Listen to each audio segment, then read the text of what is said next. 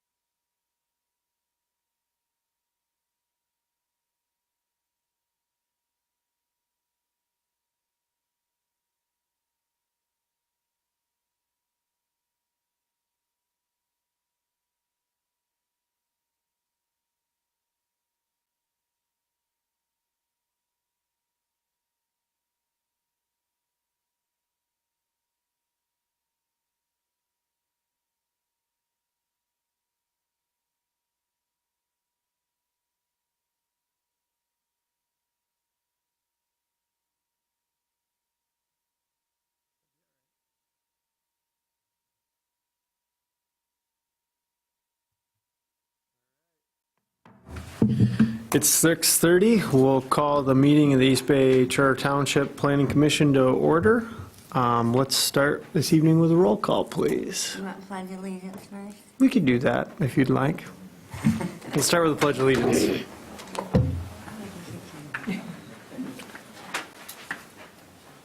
Pledge allegiance to the flag of the United States of America and to the republic for which it stands, one nation, under God, indivisible, with liberty and justice for all. Thank you. Now we'll go to Leslie for the roll call. Okay, Richardson. Here. Wassam. Here. Edley. Here. Walter. Present. Ferguson. Here. Gonzalez. Excuse. And Leonard. In here. Thank you. Next on the agenda is a review for conflict of interest. If there's anyone on the planning commission that has anything to discuss, feel free to bring it up. Hearing none, we'll move on to approval of the agenda. Any modifications, changes, or how are we looking? I'd entertain a motion. I'll move to approve the agenda. Support. Thank you. There's a move by Carl, seconded by Mindy for approval of the agenda as presented. All those in favor signify by saying aye. Aye. All those opposed? Motion carries. Thank you. Next is the approval of the joint meeting minutes from February 7th, our special meeting.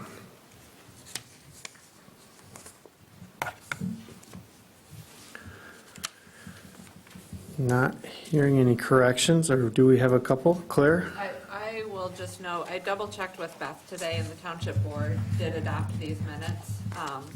The only thing that I had noticed is that CEDAM was spelled incorrectly, the acronym, it's CEDAM, and that's under reports, section 5C, under planning and zoning department.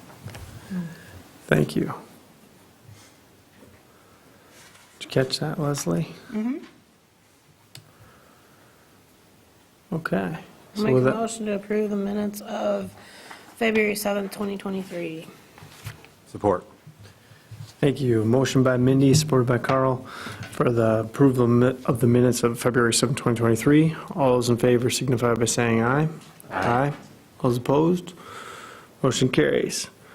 All right, next on the agenda is public comment. For those of you that are new to the community or to this forum, we'll just please come to the lectern, have up to 3 minutes.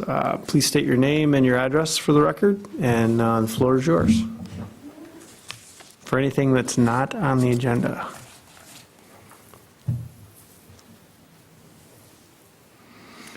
Okay. Don't get too excited. It's early.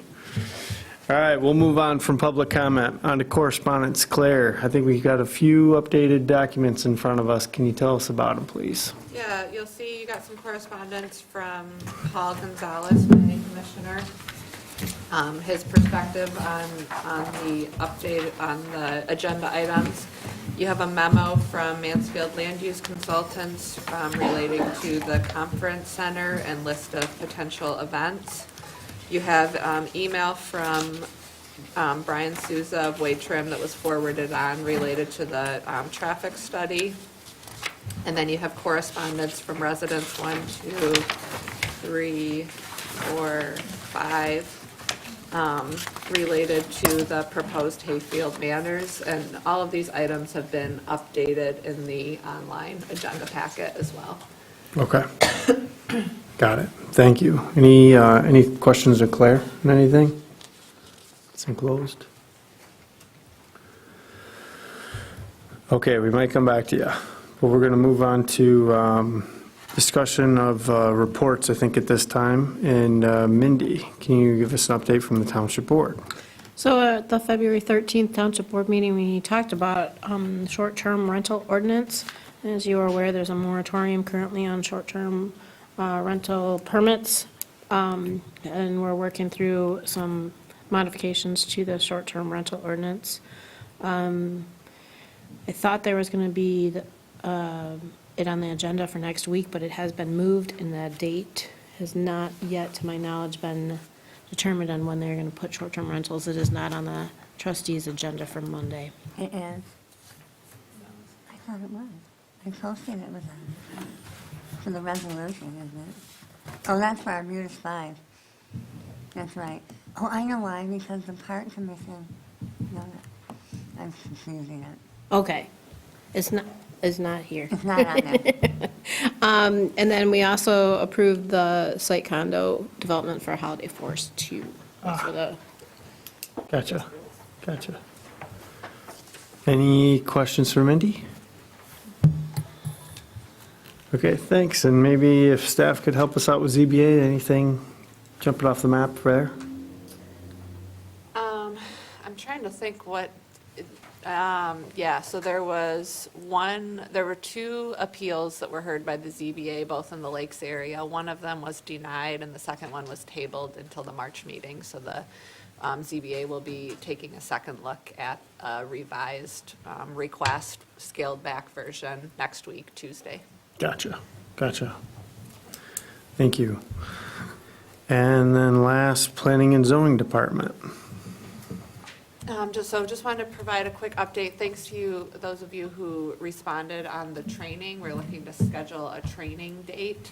Sounded like Saturdays did not work well for most of those who responded, and there was a preference for evenings. And so we're looking at bringing back some proposed evening opportunities, probably late April, some dates that we'll be looking at. It'll probably be 2 different sessions as opposed to doing like a Saturday morning and afternoon session. There'll probably be 2 different evenings where we'll look at taking a little deep dive into some planning and zoning related topics. Wanted to thank the facilitators and planning commissioners that attended the public workshop for riparian zoning 2 weeks ago. We had about 40 attendees and really good input, and so we've got all the results from that, and we're feeding that into the subcommittee, which will be reconvening next week, Wednesday morning at 8:30 a.m. Also wanted to note that the master plan is currently at the printer, so we'll have printed copies for everyone at your next meeting. And then also just, I know some of you have been aware of this, but the TC Water Sports, they had appealed so Port Travers condominiums next door to TC Water Sports had appealed an administrative decision that TC Water Sports was an accessory to the Sugar Beach Hotel. And so that appeal went to that appeal of the administrative planning and zoning department decision went in front of the ZBA. The ZBA did not ruled it in not in favor of the planning and zoning department, and so the ZBA determined that TC Water Sports is not an accessory use of the hotel, which basically required TC Water Sports to come in for site plan review, as you all recall last year. However, TC Water Sports is now appealing that decision of the ZBA. And so, long story short, the ramification of that appeal is just that Planning and Zoning Department has gotten in touch with all of the operations, boat rental operations, all along the corridor, basically letting them know that we need them to come in for a full site plan review within the next 90 days. We need an application submitted just to make sure that we're treating all of our businesses equally along the corridor and to make sure that's in line with what the ZBA's determination was. So just wanted to note that. So we're going to stretch those out over the next several months So of we'll have- reviews? We'll have a public hearing for each one of those. I don't anticipate it being, it's not going to be a change in building configuration, new development, but we'll be taking a look at the parking and the activities at each one of those sites where there's operations. How many are there, Claire? I believe there's 4 that need to come in for site plan review, Okay, In addition to TC Water Sports? in addition to the Sugar Beach location. okay, Before May 25th. right. Okay. Any other questions of Claire? Okay, thank you, Claire, appreciate it. So next is item number 9, business for the Planning Commission, our first contestant, and proposal by Justin Mortier, temporary housing, US 31, introduction and discussion. And maybe, Claire, do you want to just kind of give us a refresher before we ask the applicant to come up on the background tied to this project? So if you'll recall, the Beach House Apartments was approved in May of 2022. And so we've got a local developer, Justin Mortier, was in front of you in 2022. And he approached the township just to see if there's any opportunity to provide some flexibility in how he's providing workforce housing. He's ran into some challenges with the financing of that development. And so included in your packet, you'll see there's a site plan that shows 11 small homes. The style is very similar to what you would see at Timber Ridge in terms of the chassis And so I guess what I would be looking for, and once Justin presents his ideas to the Planning Commission, what staff is looking for some guidance on, is if this type of development is appropriate for the district. I spoke with Yarrow Brown with Housing North. She's seeing some other communities in Michigan that are taking a look at some similar kind of temporary. Sorry, Claire, we can't hear. Can you speak into the microphone? Absolutely, yeah, sorry, and I've got a little bit of a cold right now, so I apologize. Thank you. Where we've got some other communities in Michigan that are looking at some more temporary housing solutions to address some of the workforce housing challenges. So I guess what I would be interested in hearing from the Planning Commission is this the type of housing that you want in this district? And if so, we would need to make some changes to the zoning ordinance and review our definition of mobile home and mobile home park, our definition of single-family dwelling, multifamily dwelling, because I think, regardless, we're going to be reviewing these definitions as in our zoning ordinance update, but I just highlighted some areas where there's some ambiguity in our zoning ordinance and would need to make some changes if this is the type of housing development that you would be looking to support. I think it, would provide some flexibility on that site and provide a need, but there's also, would require some changes to the current zoning in that district. So with that, I'd turn it over to Justin for more information, or happy to answer any questions. All right. Any questions of staff? Yeah. Well, thank you. And yes, absolutely.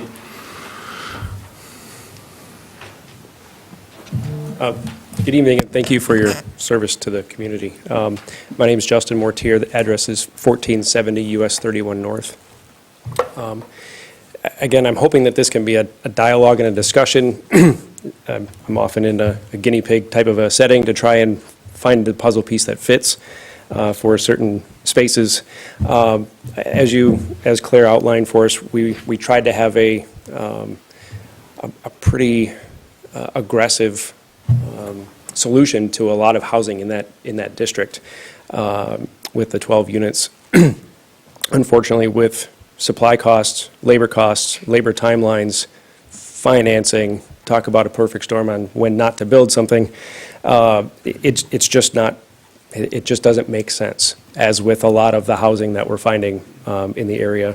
And so, this is a location, if I can describe the boundaries of it for you, if you aren't familiar, you have a state park on one side, you have a 100-room hotel on the other side, you have a water sports company across the street, and 2 hotels adjacent to those with a TART trail along the south side.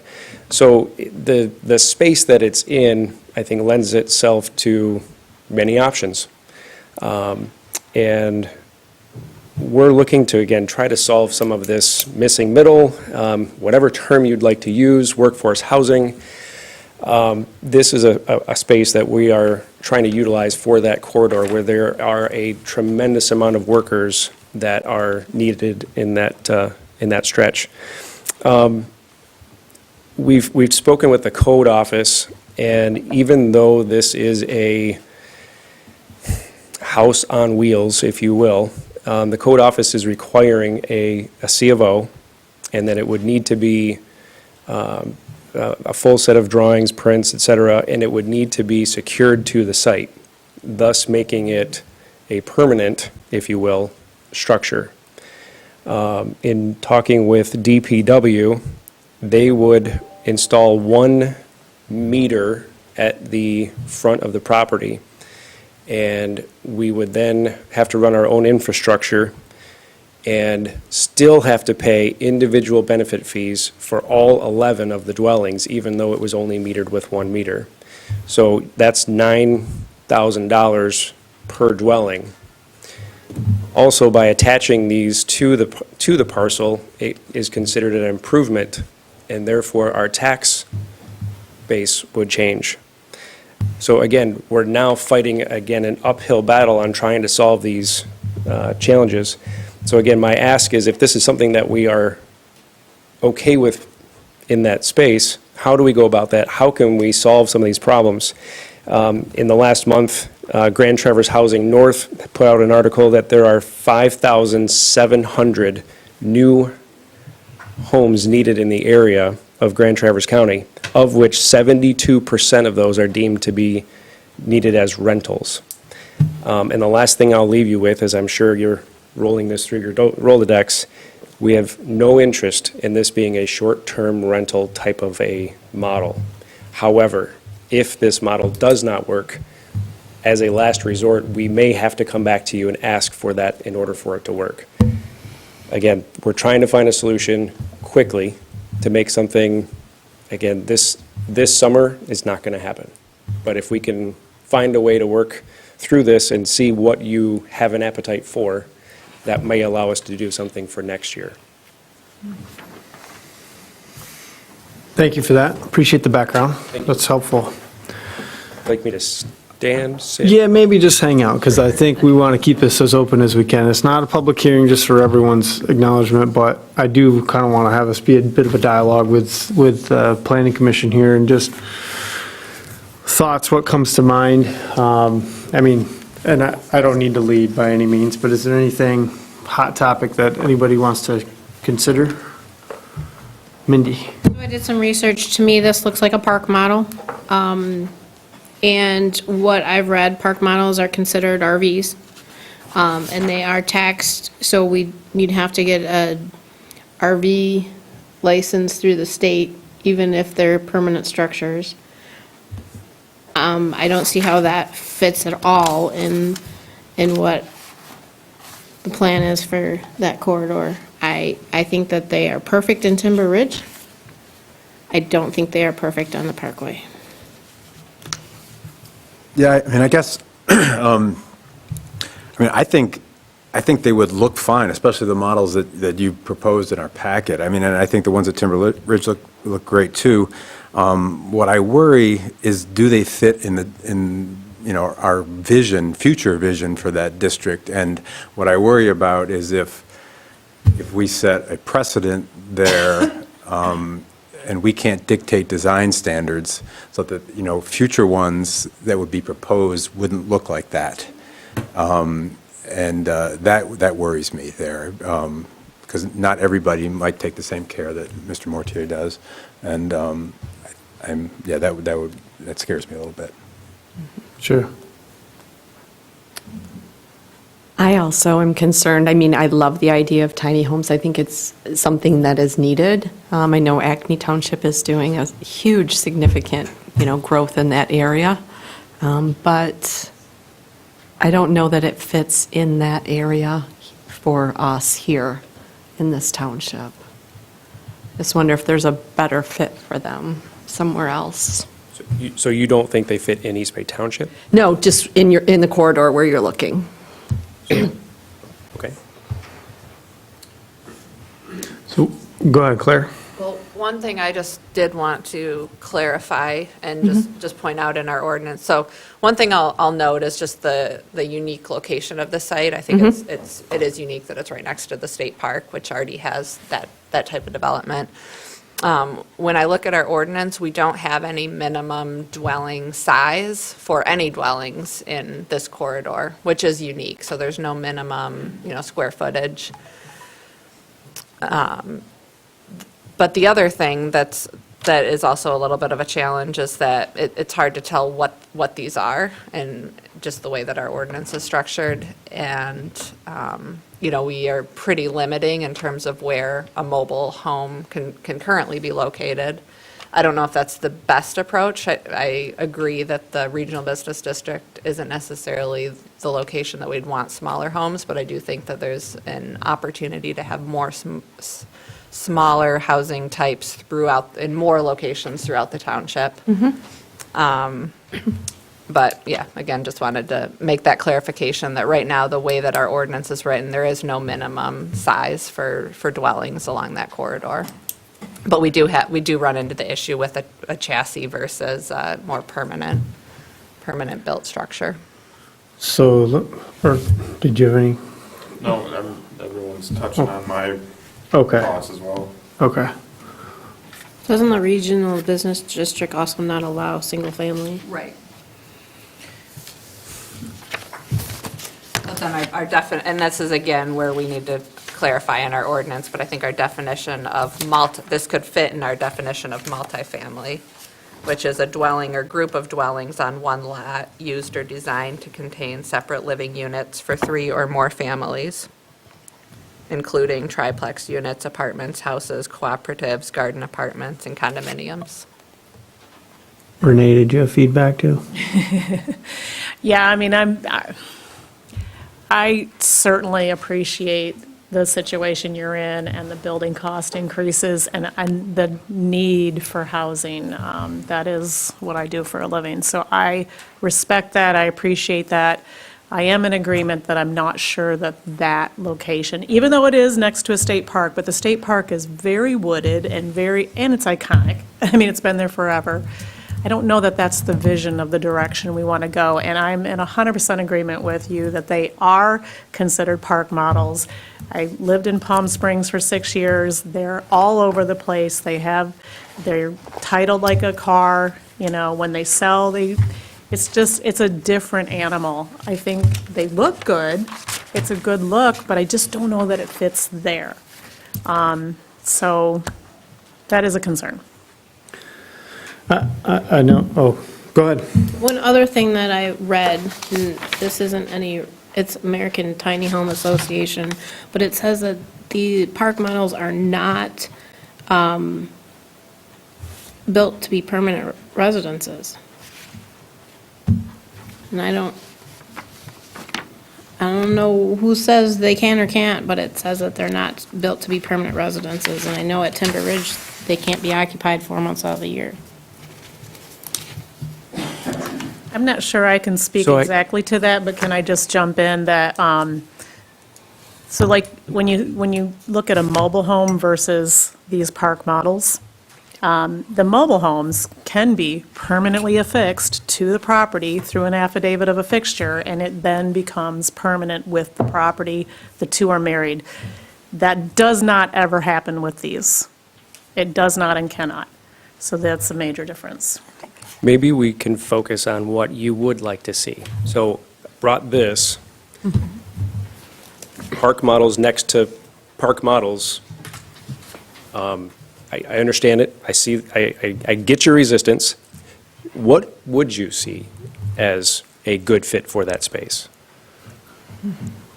Can you, compared to your original site plan that was approved, what's the difference in the amount of housing you'd be providing between what you have here and what we approved 6 months ago? The original approval is 12 three-bedroom apartments. 12 three-bedrooms, okay. This would essentially be 11 one-bedrooms. Okay. So at double occupancy, you're 20 to 22, depending. So I know this isn't exactly the floor for it, but I think it's pertinent and it's timely in terms of just where the township's at and some of the legal, I would say, mechanisms that are out there that maybe we should talk about, and maybe we'll trickle upstream to a township board in the slightly near future. But as of recent, there was legislative changes that allow townships to take advantage of what's known as a neighborhood enterprise zone. This is a tax abatement tool. It's something that's used effectively to try and help with exactly what's being discussed and one of the barriers that he's running into. Financially, 100%, the taxes are going to go up significantly on that, which is going to have, financial implications long-term. What an abatement of this is structured to do is kind of help that asset stabilize and maybe withstand a little bit of what we're feeling, this pinch with interest rates, honestly. This is not like a planning commission thing typically that's addressed, but I just kind of want to introduce that concept to it because I like your original design. I thought it fit in nicely. It was a good fit. It was about as efficient as you could be with the limited amount of land that you have available, especially when it comes to parking and access and all that. And I think you're seeing a lot of nodding heads all of a sudden. So, I mean, I think there's a lot of appreciation for what you had proposed, but Anybody has any grant money available that would help us to put that in the ground, that would be great. I wish that I could be more directive on that. But if there was, I was going to say, is there, I mean, this, you had labeled them or workforce housing primarily for employees that are right across the street, right? Is there? All throughout that quarter. I mean, Yeah. the majority of the hotels there have seasonal housing. Yeah. Or seasonal housing. I'm just wondering, I mean, I know there's programs through MISTA and others, but you have to encumber, by income levels and I don't know if it's in perpetuity or for a certain number of years anyway. I don't know if that's allowed there or what, or how difficult it is. Usually at MISTA, it's a long process to work with them, I think. Yeah, and I think Justin had a conversation with Homestretch that has Okay. access John, to Missing yeah. Middle and some of the different MISTA programs, and it was maybe Yeah, we had a not- great conversation that they're more coming in as the developer as well to kind of take over and do that, but that's not necessarily the help we need, but again, it's a piece to the puzzle, so. Do you think that, and I'm just going back to staff and maybe even Mindy here, but do you think that options like that, like actually considering different tools that are out there, do you think that's something that the board would entertain from an educational standpoint? Not like we should do it, but just opening up the options. I think options are always good, and education is the first step in those options. Maybe that's an angle to pursue. And honestly, I think having a case example that's teed up and ready to go in an area that we've already discussed is probably the best way to introduce the concept, rather than it just being coming out of left field. It is new, it is a legislative shift that's afforded townships the ability to be able to use that, so it will be new. But there are other parties within the area that I think might afford you the, platform to talk about that and how you can use them and how they can be. Is that the legislation, Approach. are you talking about the same legislation that changed the payment in lieu of taxes? I don't know if that was lumped into this. Okay, so I heard something about they changed the way that townships could The apply that. calculations, yeah. But it was one of the things that was led by both partnership with Housing North, but also the Northern Chamber Alliance that kind of helped push that legislatively in Lansing. So it's coming out of Northern Michigan for a reason. It's something that's not new, but it is new to us. So food for thought there. Thank you. Any parting comments? So it sounds like there would be an interest from the planning commission and kind of the staff and potentially the board taking a look at the neighborhood enterprise zone as a possible tool. And possibly I believe the payment in lieu of taxes legislation allows developers to access that tool without accessing MISTA or other types of financing mechanisms that are available to non-affordable other developers that don't have certain designations. So we can certainly take a look at that as staff and Yeah, I think it'd be a step in the right direction, if anything, and maybe we can brainstorm together in terms of like who does that, and because there are a couple local agencies that can present and do a good job of being just a third party to introduce that concept, so. I hate to shoot down your existing proposal, but I think the writing is on the wall. I really think the 12 3-bedrooms is a whole lot better option than 1-bedroom, 11 1-bedrooms.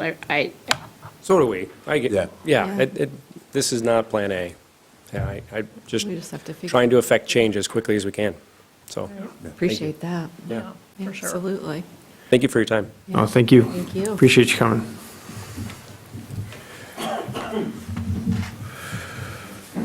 Okay, next on the agenda is site plan review 1-23 Victoria Place. And this is a public hearing that we will open at, well, actually, I'm going to save this first. I think I'd like a quick introduction from staff first, and then we'll dive into the public hearing. So Claire, can you kick us off, please? So this is a little bit unique in terms of my time here. So this is basically a proposal for 2 single-family lots in the agricultural district. You'll see that one of those proposed lots already has an existing home on it that would stay. It would be creating a second residential building envelope. So this generally would be done as a land division, so it wouldn't come before the planning commission. The issue is that there's no splits available for a few more years, so the applicant has decided to come before planning commission, and then ultimately it'll be township board for a condominium subdivision, that generally you would see this with, quite a few more residential building envelopes. So the proposal before you, it meets the underlying zoning requirements. If the planning commission decides to send this on to the Board of Trustees for approval, you'll see there's conditions that the protective covenants, deed restrictions, and master deed be reviewed and approved by Township Legal Counsel, and that pending agency approval, and that it would also be pending any agency approvals as required. And then just, I guess I will also note that this would probably be a good opportunity to re-examine the zoning ordinance, to consider a provision that allows for administrative review for such a small number of single-family residential lots. I think that it's, would probably be more appropriate as administrative review, but based on our ordinance, it needs to be public hearing and ultimately approved by the township board, so. Got it. No, thank you for that intro. At this time, we'll go with 7:04. We'll open the public hearing, and at this time, anyone who would like to comment on this proposal can please come to the lectern, state your name and address, and you've got up to 3 minutes. I have a question, I really am confused. Could you please come up to the lectern? I don't know if I'm supposed to be talking now or later. Karen Anderson, 1299 Garfield Road. Thank you, Karen. Okay, this is on Victoria's Place. Is that the one you want to comment on now, or we just? Just Victoria Place. Yes, that's the only one I want to comment on. You're at the right spot. Okay, I'm at the right spot, right time. Okay, I own the property. The reason I want to split it one more time, even though I know it's been less than 10 years, Victoria has the same problem that everybody else. She works at the hospital, don't make enough money to pay $1,000 to $1,500 a month to rent. But she can get a loan and pay and afford to build herself a nice little 2-bedroom house, or one, whatever the budget will let her do it, and live there just as well as she, and live on her own and have her own house. And that's the only reason we asked to split it, is because we know it's this, to take care of one young person trying to get a place to rent that they can't afford, and this they can afford. Got it. So that's all I have to say about it. Okay. Anything else? Any No, I- questions? Do we need her name and address? Oh, Karen Anderson, yeah, she stated 1299 that. Garfield Road. Oh, okay. Yeah, Yep, I did say that. you did. You Okay. did. Thank you, Karen. Any others? Okay, this will be a quick public hearing. This one will close at 7:06 and bring it back to the planning commission for discussion. Seems fairly straightforward to me. I totally appreciate the land division situation, and the applicability of the condominium act seems to make sense to me, but I want to let everybody else ask questions, if there are any. This is still pending. The only other elements that were out there that kind of jumped up to me was review of the driveway, which is going to go directly through the road commission later. Well and septic will be taken care of at time of land use. Condominium documents, and unfortunately, you'll have to draft all of that, which will be significant, just FYI, from a legal standpoint. Will be coming in the future, which I'm sure staff will work with you on. But outside of that, I can't think of anything additional. Mindy? Would this meet the requirements of a split? Okay. No, just based on the timing, but the other No, zoning, the- yeah.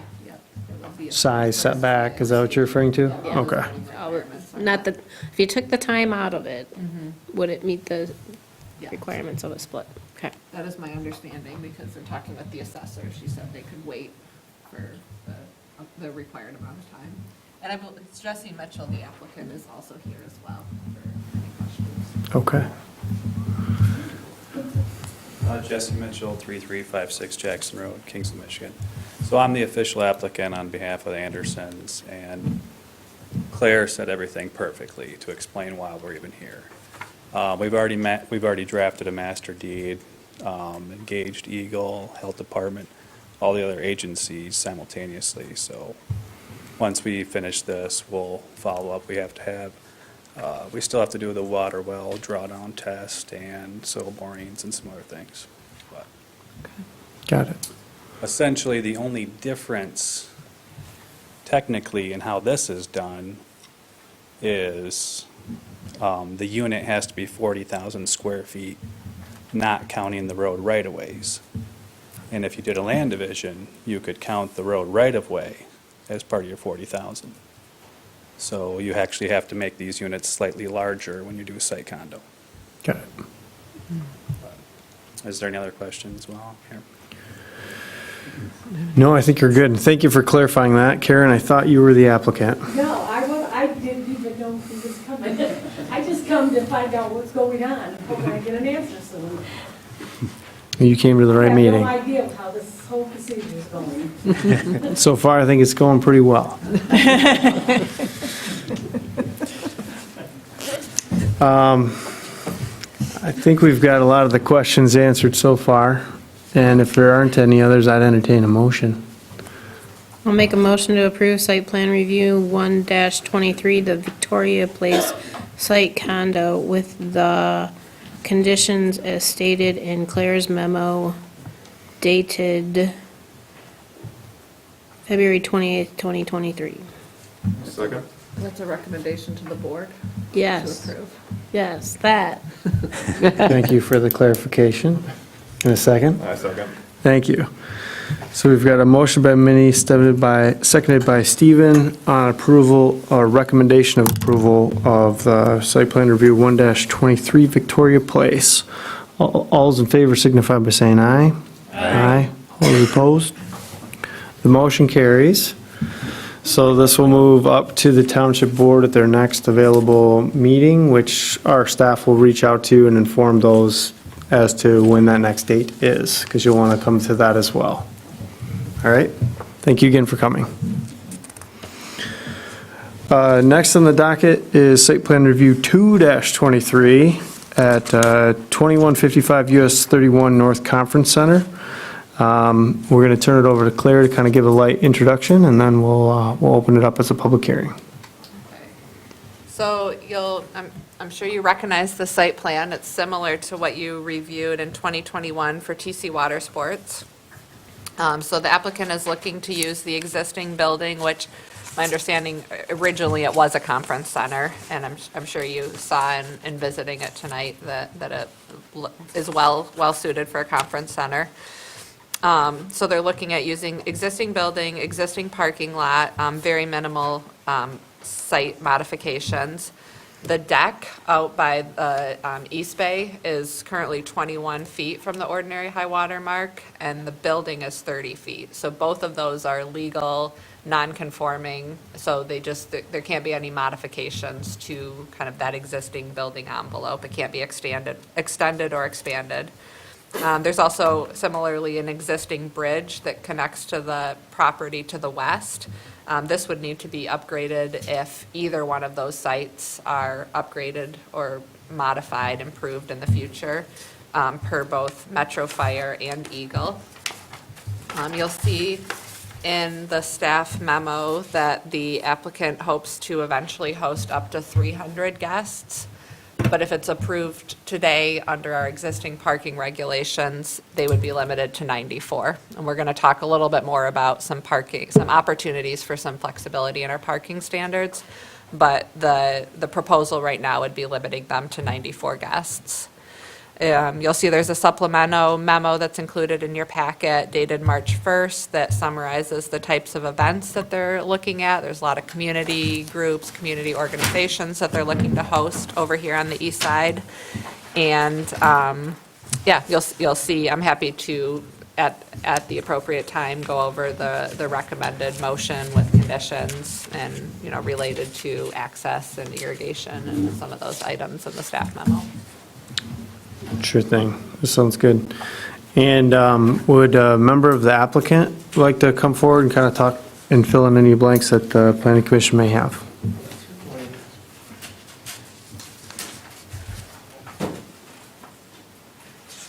And again, please state your name and address. Rusty Christensen with Mansfield Land Use Consultants, P.O. Box 4015, Traverse City. Thank you, Mr. Chairman and Planning Commissioners, for having us here tonight. I'm here on behalf of Warfel Resorts LLC, the applicant, and Claire gave a really good overview of the basic building blocks of the proposal that you have in front of you tonight. And I think we covered a lot of the big elements of the proposed project during our site visit earlier this evening. I'll give a quick overview of the proposal and the site itself, more for the benefit of the audience here, and then answer any questions that you might have maybe prior to the public hearing being opened. As discussed, and I don't know if we can get this in a spot where everybody can see it. But the site itself is located on US 31 North in the regional business zoning district, just to the east of the 4 Mile and US 31 intersection. There's an existing roughly 8,000 square foot building on site, which will be reused for this proposed use, as well as an existing curb cut on the US 31 and driveway that serves an existing parking lot that provides 47 spaces for the site itself. The proposed use is a conference center, which was a historical use on this property, going back to the days of the Waterfront Inn, the hotel and restaurant being next door. This was their associated conference center space and event center space. Over the years, since the waterfront closed, there have been various uses in this building, including 2 of which I have talked to you as a planning commission about in the past and gotten approved. But now we're coming full circle, as it was mentioned during our site visit, and we're proposing that this be again used for a conference center. The memo that I submitted, that Claire referenced in your correspondence in your packet, was intended to clarify that this isn't just a space for conferences or weddings, but for a wide variety of community and private events. So this structure and facility will be available to rent to pretty much any group that would like to have an event there, ranging from birthday parties, wedding showers, meetings, all the way up to weddings and conferences and things of that nature. But the applicants see it as a way to introduce this use back into the hotel corridor within East Bay Township, and it really capitalizes well on its proximity to all of the hotel rooms within that stretch of highway. Again, there's a sidewalk along US 31 that allows folks to walk to and from this location from the hotels. It's in close proximity to the trail, and then obviously is right on the highway. So it has good access to a large number of hotel rooms and visitors to this area that would be visiting for events. And then it's well located for locals to have events as well. As Claire also mentioned, there are very few site changes proposed. We're using the existing non-conforming building footprint and deck. There will be small changes to the building itself, but those are going to be aesthetic in nature. So new floor coverings, new wall coverings, maybe some tweaks to the outside facade, but nothing that will require any substantial permitting or compliance with new zoning standards. We do have 47 spaces on the site, which limits the use of the building right now to 94 occupants based on the zoning ordinance standards. But as Claire mentioned, you're actually going to be discussing in a few minutes maybe some flexibility in that.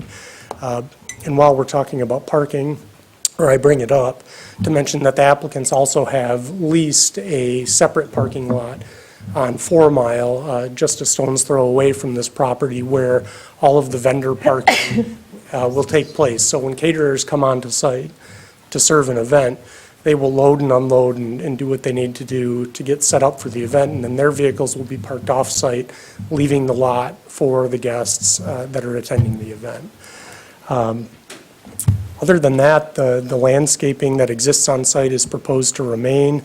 It satisfies the ordinance requirements for landscaping within this zoning district, and we don't have any new landscaping proposed.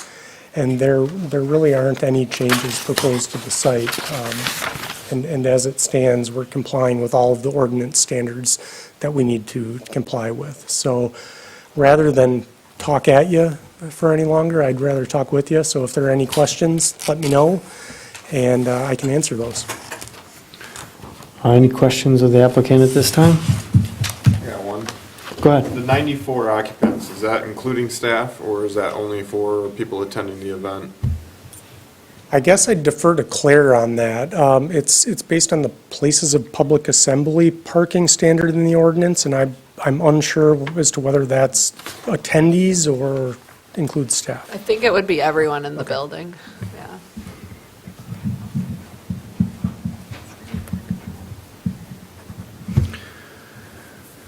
Just to clarify that too, does that take into account the additional spaces that they have off-site? It doesn't, because right now our ordinance limits that to 300 feet distance, and the off-site 25 spaces is over 300 feet. Not much That's- over, but it's over. That might be one of the things we're going to talk about later tonight. Okay, got it. I Got want to it. see you to throw a stone 300 feet, though. I've got a good arm. Well, we might come back to you after public comment, but thank you for the presentation. Appreciate it. So at this time, we'll open the public hearing now again for members of the community to come up. If you have questions on this application, please come up, state your name and address. We'll open the public hearing at 7:18.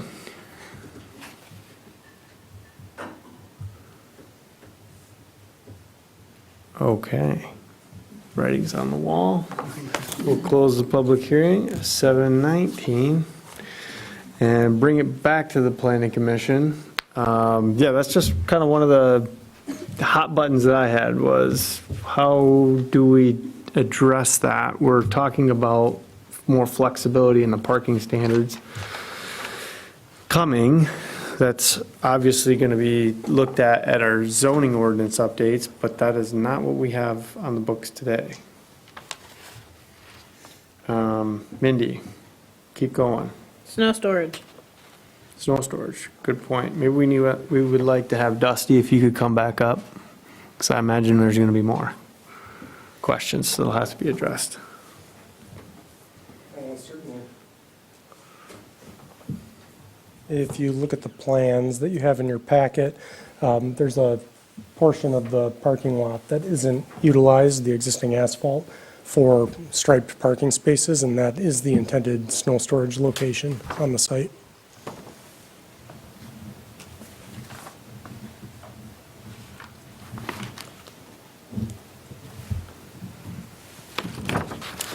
That's by the dumpster, the loading. Yeah, it's Yeah. back behind Okay. the loading space there. Okay. Thank you. The southwest corner. And just for clarity purposes, only because the general public was not here, even though there wasn't a lot of public comment on this, just for clarity on the record too, the previous uses, as far as it being, I believe there were supposed to be 2 units that were going to be for rent, as well as a functional marina per our standards. All of those uses will effectively be abandoned in nature, with the primary use targeting the conference center, as well as still usage of the existing dock as permitted per Eagle. But the usage of that dock will be exclusively for the occupants or the lessees of the space at that time. Exactly, you nailed it. Okay. Just for clarity purposes.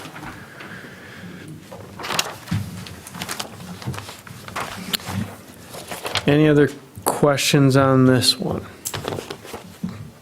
And Claire, maybe this is a good time to go through some of your conditions, because there was a laundry list. Yeah, sure.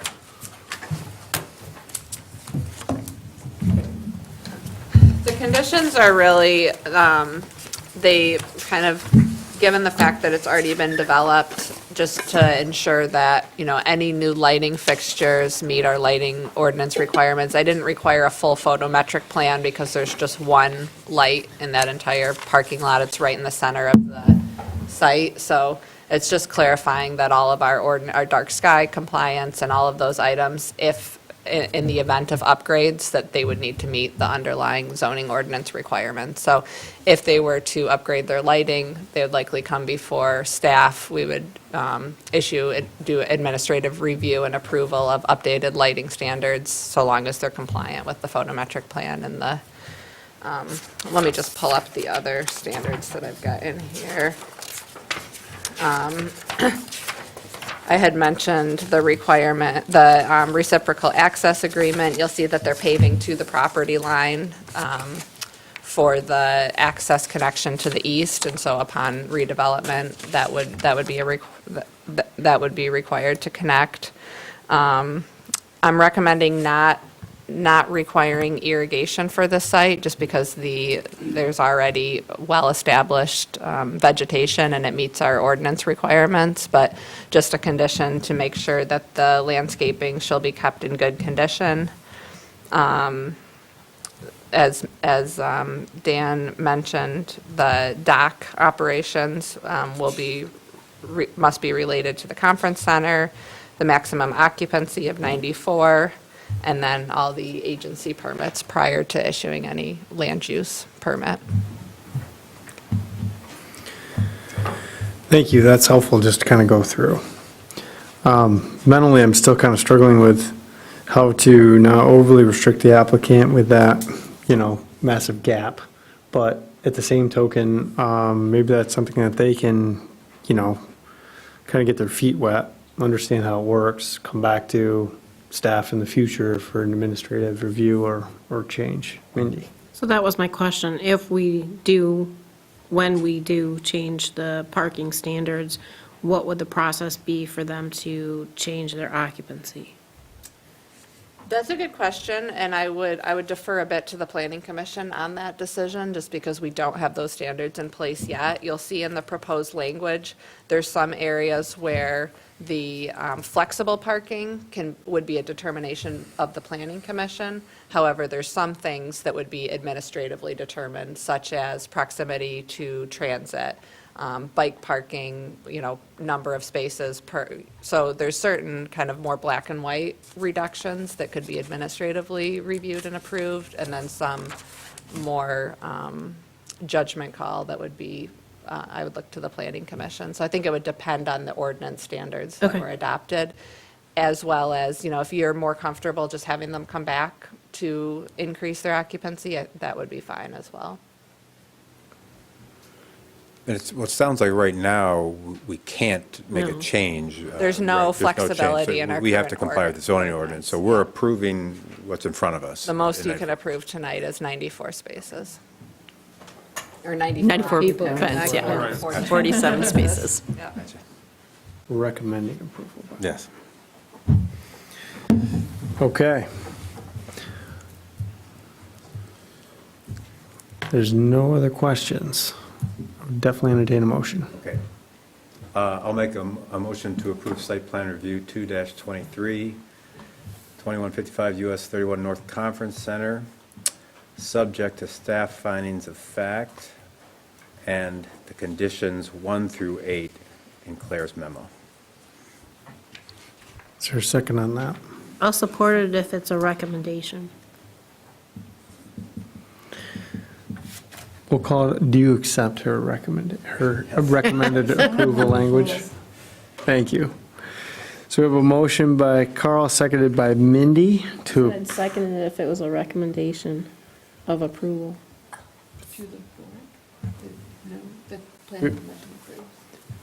Well, then why does it, okay, sorry, never mind. Typo on my part. This is site plan This is site review plan. Okay. approval by Yeah, the so then have to Planning go to the board, Commission. right? Yeah. okay, this one does not, excuse me. Okay, so just to make the motion clear, we're going to approve site plan 2-23. With a motion by Carl, seconded by Mindy with the attached conditions as presented. All those in favor signify by saying aye. Aye. All those opposed? Motion carries, the site plan's approved. Thank you for your time this evening. Appreciate it.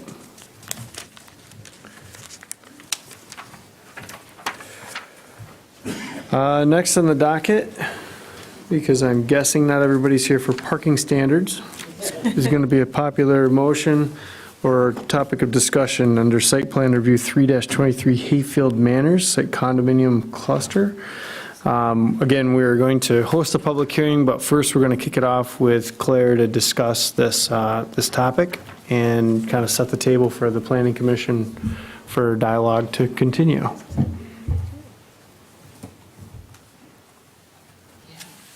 I'm just going to clarify real quick. So Mindy asked actually a good question, because the site plan review is a use permitted by right, and it's still going to the township board for final approval. And that is because it's a condominium subdivision, so any first one. condominium subdivision goes to the board for approval.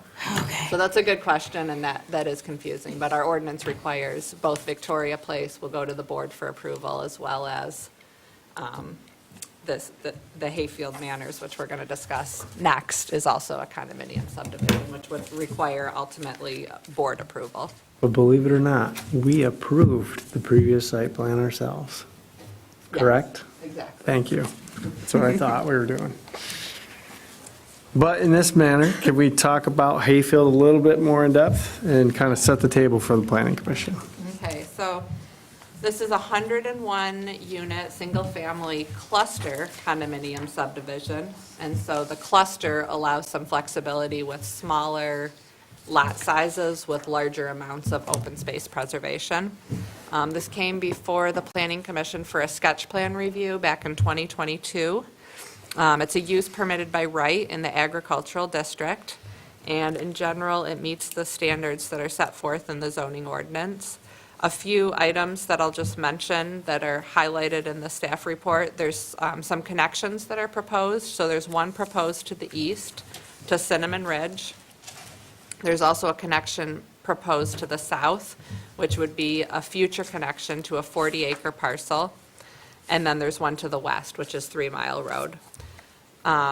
There's also, I counted 12 other parcels that this parcel touches that are potential, they're 10 acres or more in size, that could potentially be split up and divided and require a future connection. But I think at this time, it probably wouldn't make sense to require connection. So one is the 80 acres that's owned by TCAPS. There's also a 40 acres to the southwest. Those are the two largest parcels. And then there's a number of them that are between like 10 and 15 acres. Our ordinance doesn't have a great definition of a future development site. So per section 228 of the zoning ordinance, it requires a connection to a future development site. But again, with all of these large parcels, what is that future development site? You'll see that phase 2 of the development is going to hit the threshold for the recommended traffic study per section 227 of the zoning ordinance. So I did reach out to Wade Trim. They said that based on the Institute of Transportation Engineers trip generation data for a single-family home, the average rate per home is 9.43 trips per day. So that's about 450 trips for phase 1 of the development. So I'd be looking this evening for the Planning Commission to discuss whether or not a traffic study is needed for phase 1 to help inform any modifications to 3 Mile Road, or if you're comfortable requiring a traffic study before phase 2 begins, and kind of and if that's the case, what mechanism would we put in place to make sure that we had that traffic study in hand before phase 2 began. We've received quite a bit of public correspondence. Much of it deals with that proposed connection to Saffron Circle. Saffron is public. When Cinnamon Ridge was originally approved, those roads were slated to be private, but the road commission did take them over, so that's a public road. There's concerns over wear and tear on the roadway. I thought, you'll see some of your correspondence, I thought it was a reasonable condition, was suggested to limit all construction traffic to the 3 Mile Road entrance. And you'll see in the staff report, there's next steps required. We still need a legal review of the master deed, agency reviews, and then discussion on the traffic study and access locations. So this is a public hearing tonight, and no decision is recommended at this time. Okay, thank you for that. Appreciate the background. And members of the public or applicant here this evening as well.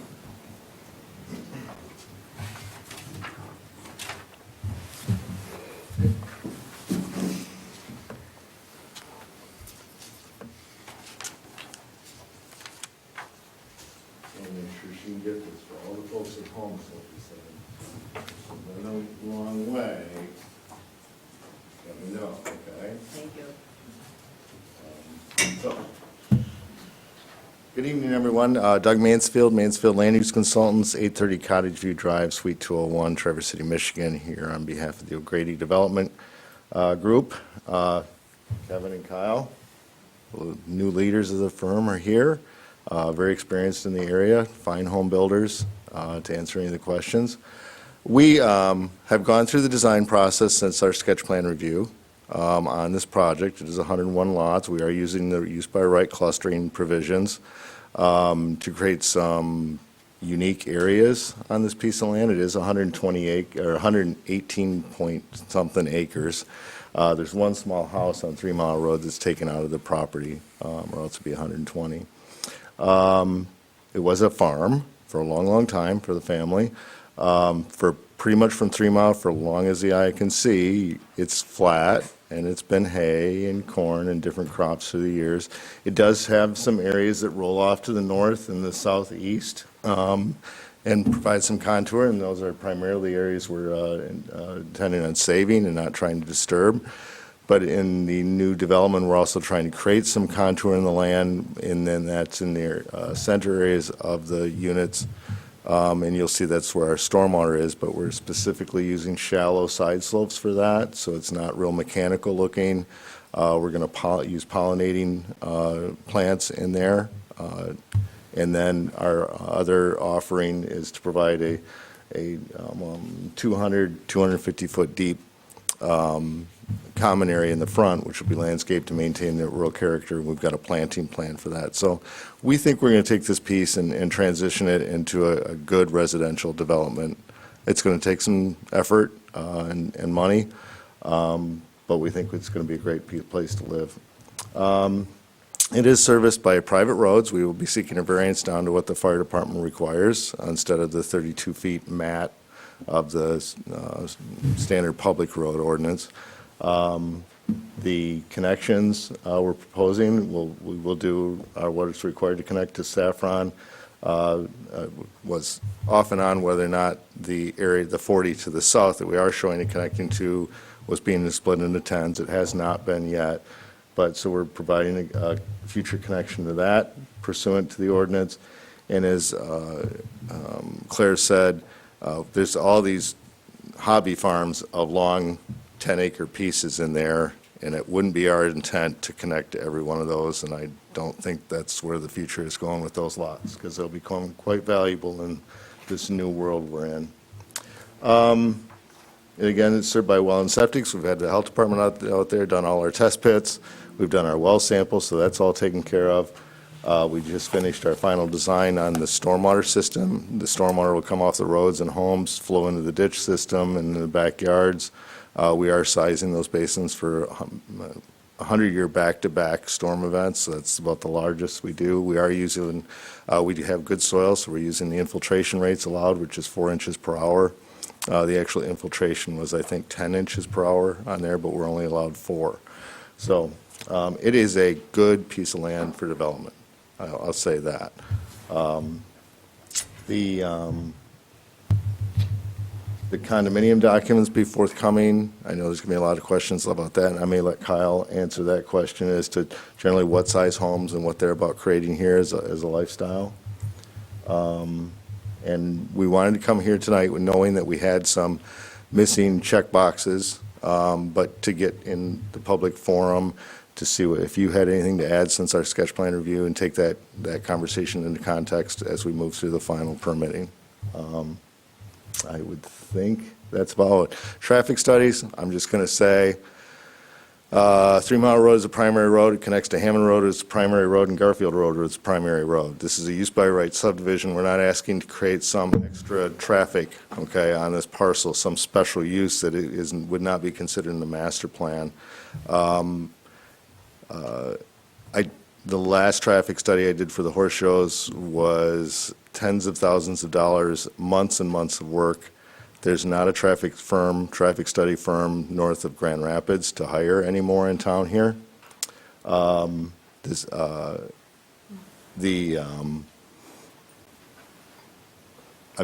to just say I've never had a traffic study come out not in favor of the person who paid for it. So it's a very theoretical study, okay, on where this traffic's going to go. The other thing is this is being a use by right. In Michigan, you can't charge impact fees. You can't force off-site improvements. So the only thing you could force us to do would be to improve the frontage of our road here, which, again, you've given contextual approval and authority to the road commission on that, who will be reviewing our entrance. And if they want they have any safety mechanisms or anything like that, that they want incorporated as to a passing flare, third lane or something like that, we'll take that into context with them. I understand you have the right to do this when it goes near to 500 trips back and forth per day. I will say this, I'd rather divide this into 2 to 3 developments and give staff a whole bunch more work and stay under that number rather than move through the traffic study. Is that arduous to get done these days? So I would hope to, in our next meeting, have everything from the road commission, and that would satisfy any questions you would have as far as safety and these kind of things. But it's not the best money spent. So, and really, when we look at going through the plating process, the subdivision process, that's not under the site plan review where the requirement for the TRIPS generation study is. So you can't treat one manner of conveyance different than the other. So, and your attorney is the one that taught me that. So there's a lot of issues, and if we have something that comes out of the discussion tonight, there's some, we need to take into context, we'll do that. So I just wanted to offer that, and I'm willing to talk about it after we get done hearing from the public. So looking forward to it. Thanks. Any questions of Doug or the development team? And feel free, come on up, introduce yourselves. Yeah, hi there, Kyle O'Grady, 901 South Garfield Avenue. Good to see you again here in 2023. Saw you guys initially 2022. Good to see everyone here tonight. Like I said, I'm Kyle. This is my brother, Kevin. Happy to hear your guys' input, take any questions that you do have. But thanks, Doug, for the presentation. We're excited about this. I think, we've been through this a couple times in some different townships, and oftentimes questions that come up include, size range of houses and pricing and what caliber homes are going to be, which are all fair questions. And I think for this subdivision, we see basically to, more or less the surrounding area. So you look at Cinnamon Ridge, that subdivision, sizing homes, subject to, further review and decision, but 2,400 to 3,200 square feet kind of hit the mark of what people are looking for in terms of sizes and where we need to bring more value, more homes to the area.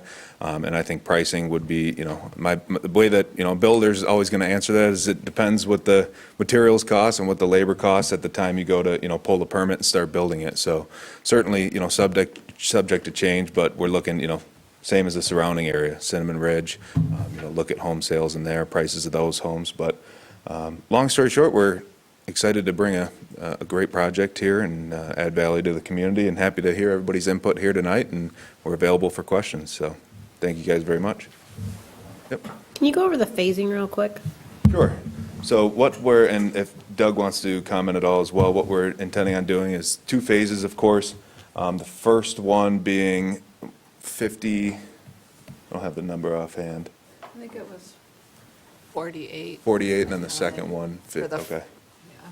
Gotcha. So we're intending on doing 2 phases. We strategically planned it to be able to, of course, have the through traffic at the Bend Road there that would connect, so you can go through the entire subdivision before, instead of having to turn around. And then we just wanted to do it in phases so that we can get the infrastructure built, build the homes, start to kind of build the traffic out there. And then obviously, the second phase becomes, more viable, and you're more prepared to do so after knocking out the first. So Doug, if you have any comments on that as well, but. Sorry, we couldn't see from where it was the first Oh, phase. yeah.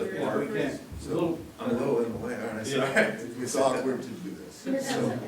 So our phase line is right around the half, so we make sure we have a contiguous route. So that the front, the part by 3 Mile is the front part, which would be the phase 1, Yeah. and then the back. Right. I think it's okay to add at this point, we have no desire to move traffic through Cinnamon Ridge. You were required, your developer was required, we're required to provide a second entrance. And so we're going to do what we're responsible to do to connect through there. But we're good with no construction traffic, none of those kind of restrictions. And truthfully, as traffic moves, there's not a lot of destinations to the east of this site to go to. So we don't see it being as big a conflict as sometimes it is, so, but. And I, just for the audience's FYI, I appreciate all the questions, and just to kind of keep things even keeled, would love for you to, when we open the public comment, please address those to me, and then we'll take them back to the development team, just to kind of, Robert's rules, we're all learning. It's okay, we'll figure it out. Thank you for that introduction. I think we're going to probably have some more questions, but we'll come back to you after that, because I want to get the public hearing going, because I have a feeling we're going to hear from a few folks. So we'll open the public hearing at 7:45, and again, just please come up, state your name and address, and direct your questions to me, and then at the end, we'll probably address most of those back to the applicant for clarification, so come on up.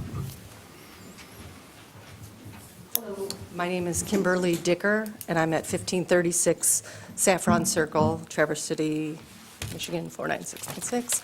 And I live in Cinnamon Ridge, and I'm the board secretary for the HOA of Cinnamon Ridge. I know several have already corresponded. I think one of the largest concerns from an HOA standpoint was, as you said, the traffic through Cinnamon Ridge.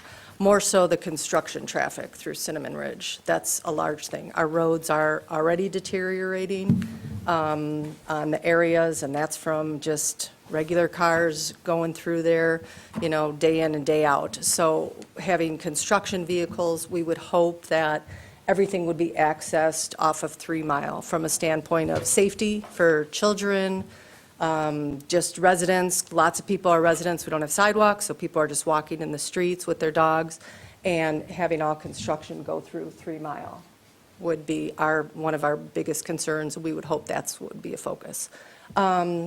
Other questions would be, I know you talked about the traffic study. I know nothing about this, so I'm leaving this all up to you guys.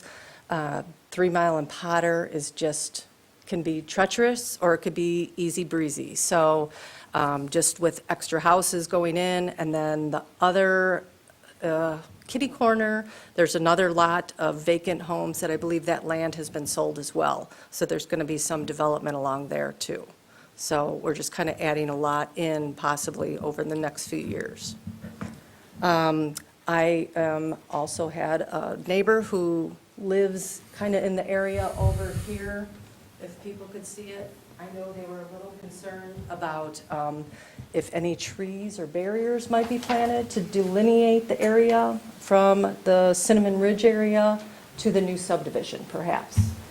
So if headlights or people coming in, aren't going into the back windows. But that is all I have. Thank you Okay. for your time. Thank you, Kimberly.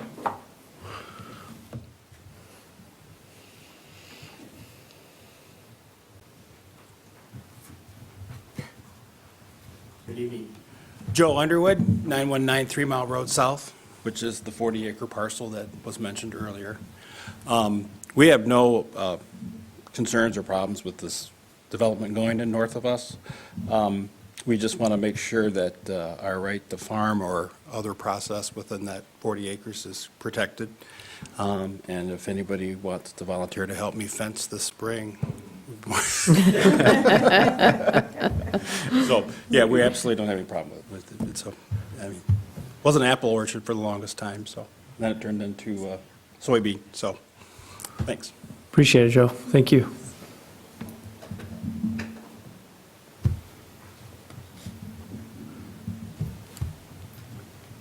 Rebecca Deneau, 1388 Saffron Circle in Traverse City. I live right where that access road is going to come out, and I think a lot of parents feel really sad that, I guess a lot of us bought those lots and built homes there because it felt really safe for our families and our young kids. And I think we have a great community right there, and kids are able to ride their bikes and feel safe. And I understand that that road is like required, right? Yeah. I didn't know if there would be any allowance, like, I think in the back of Ferndale sub, there's actually a gate that they put there between the two subdivisions. I didn't know if that would be a consideration for the safety of the kids. So, Thank you.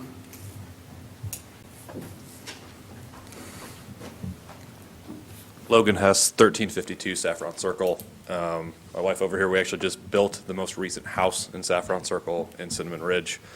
One of the huge reasons was the safety, like we just imagined. You know, we moved up here, want to start a family, want to bring more children up here. Thought it was a really safe and secure area. And no matter what is said as to where traffic we think we may go, more traffic is going to come through there. We have a beautiful area right in the circle area there that's an open field. You know, my wife and I have both envisioned our future children playing in there, but if there's more traffic going through there, that's definitely a concern. I think the other thing too is house value. You know, like I said, we just built the most recent house in there. I believe one of the most expensive as well. And part of it was the builder even looked at us and said, it's really safe. It's, you know, it's quiet back there. You don't have all this traffic. It would cause a devalue in my home, you know, knowing that more traffic is going to be coming through there. So certainly a concern from our side, and just disappointing to kind of hear that that may be an opportunity. And also second, looking into a gate or something along those lines, I think would make us feel more comfortable. Thank you.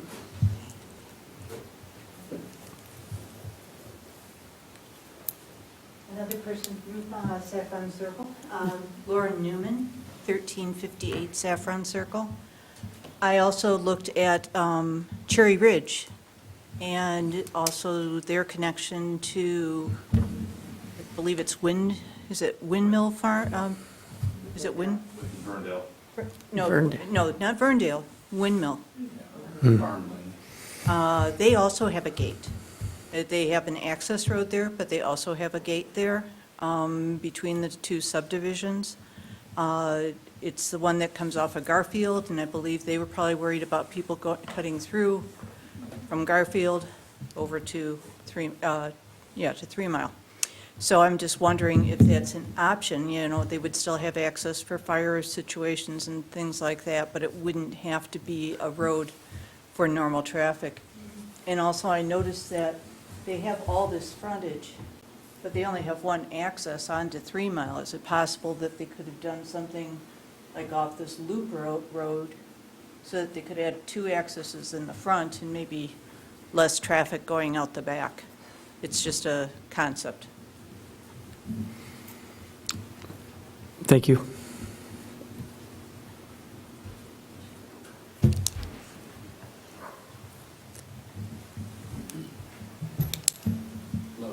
Scott David, 67 Cinnamon Lane. And this question just becomes because I don't know how this works. So if this goes in and they decided to make the houses look like Cinnamon Ridge, could they change their mind at the last minute and say, oh, we want to go on a different, smaller homes or make it look a little bit different? Because it would be nice if it looks somewhat like ours, if possible, because I'm sure our neighborhood was probably up for some type of public comment years ago in '05 when it was built, but, so I just don't know if that's part of the rules that it has to be in what they just said, so it's not like a change. That's all. Sure. Nice meeting you. Thanks, Scott. And just FYI, we'll kind of go through the questions as we roll along, so we'll come back to you.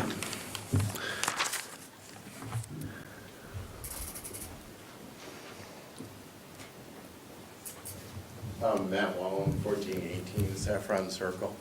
And I guess I have some questions on, just to clarify, as far as density of housing in the development. I know that Cinnamon Ridge had, we have a lot of open common space, and just want to make sure, because the developer there, was part of the township that required that open space. And just want to make sure that it's being reviewed, that they still have the same amount of open space that's required, because we do have a lot of space in there. And I guess I just want to clarify what the reason for the connection to Cinnamon Ridge is, if somebody can clarify why that has to be there. And then I guess the other thing is, as far as density, I think there was another plan shown with much higher density. Has that been scrapped, or is that still a possibility?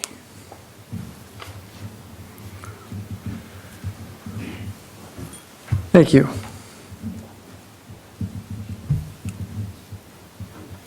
Jim Modette, 1394 Saffron Circle. I have same concerns, just the gate. We have young kids that play back there, and without sidewalks. They are out in the road a lot.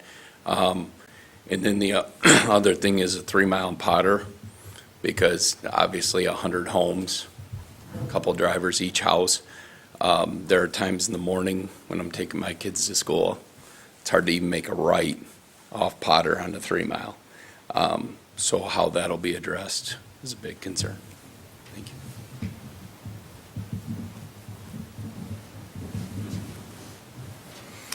Wayne Bradeen, 1656. Cinnamon Lane, excuse me. Human nature is going to dictate what happens here, whether you like it or not. Because with 101 units in here, you think 101 people are going to want to seek this one way out? No. They will in time. Teenagers, anyone else trying to get out, living on this half. We'll try and take that connection to Cinnamon Ridge to get out. You will need a second access off this. Thank you.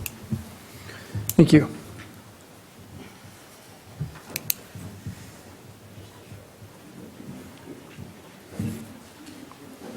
Kevin Sutton, 550 3 Mile Road South. I just wondered if they were single-story units or they're going to be 2-story, and to give some kind of a price range. I know it's not set in stone, but just to kind of get an idea of where we're going with property values here.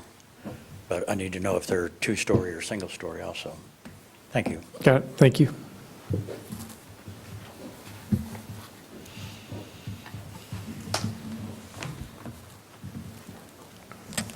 Hi, Kathy Marks, 45 Cinnamon Lane. Claire, I emailed you my concerns, and thank you very much for passing them on to the township. I would like someone to please explain what a platted road is, and is it absolutely necessary? Do we have any say about whether or not this is going to be happening? And also, I'd like to bring up, if I get this right, guys, we are responsible for paying for our roads when they deteriorate. This will be out of pocket. This will be thousands of dollars for each of us residents to repair those roads and to maintain them.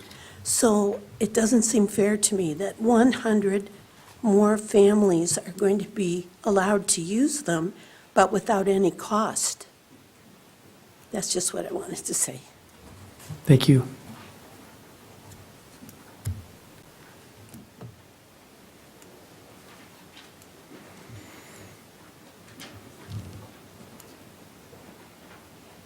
I know some of mine have, oh, sorry, Gina.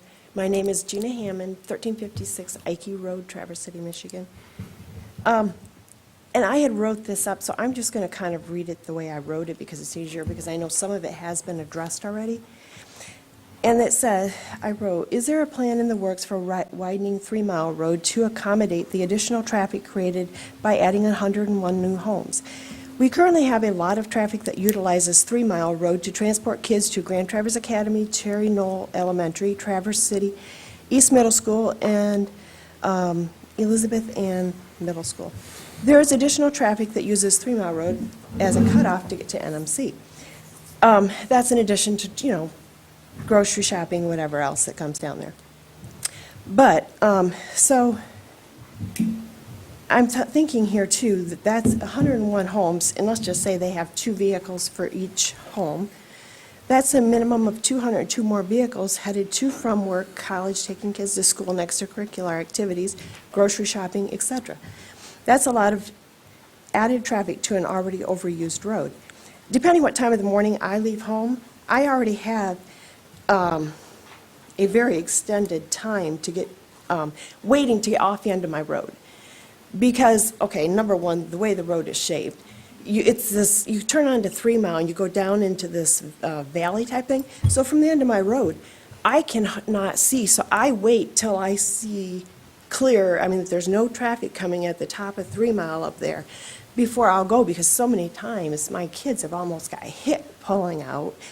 And so then we just came up with the thing, you have to sit and wait till you know it's completely clear. And so I believe it's a valid safety concern for the current and future residents of East Bay Township, the road, the width, how wide it is, and how many lanes could be utilized there. Thank you.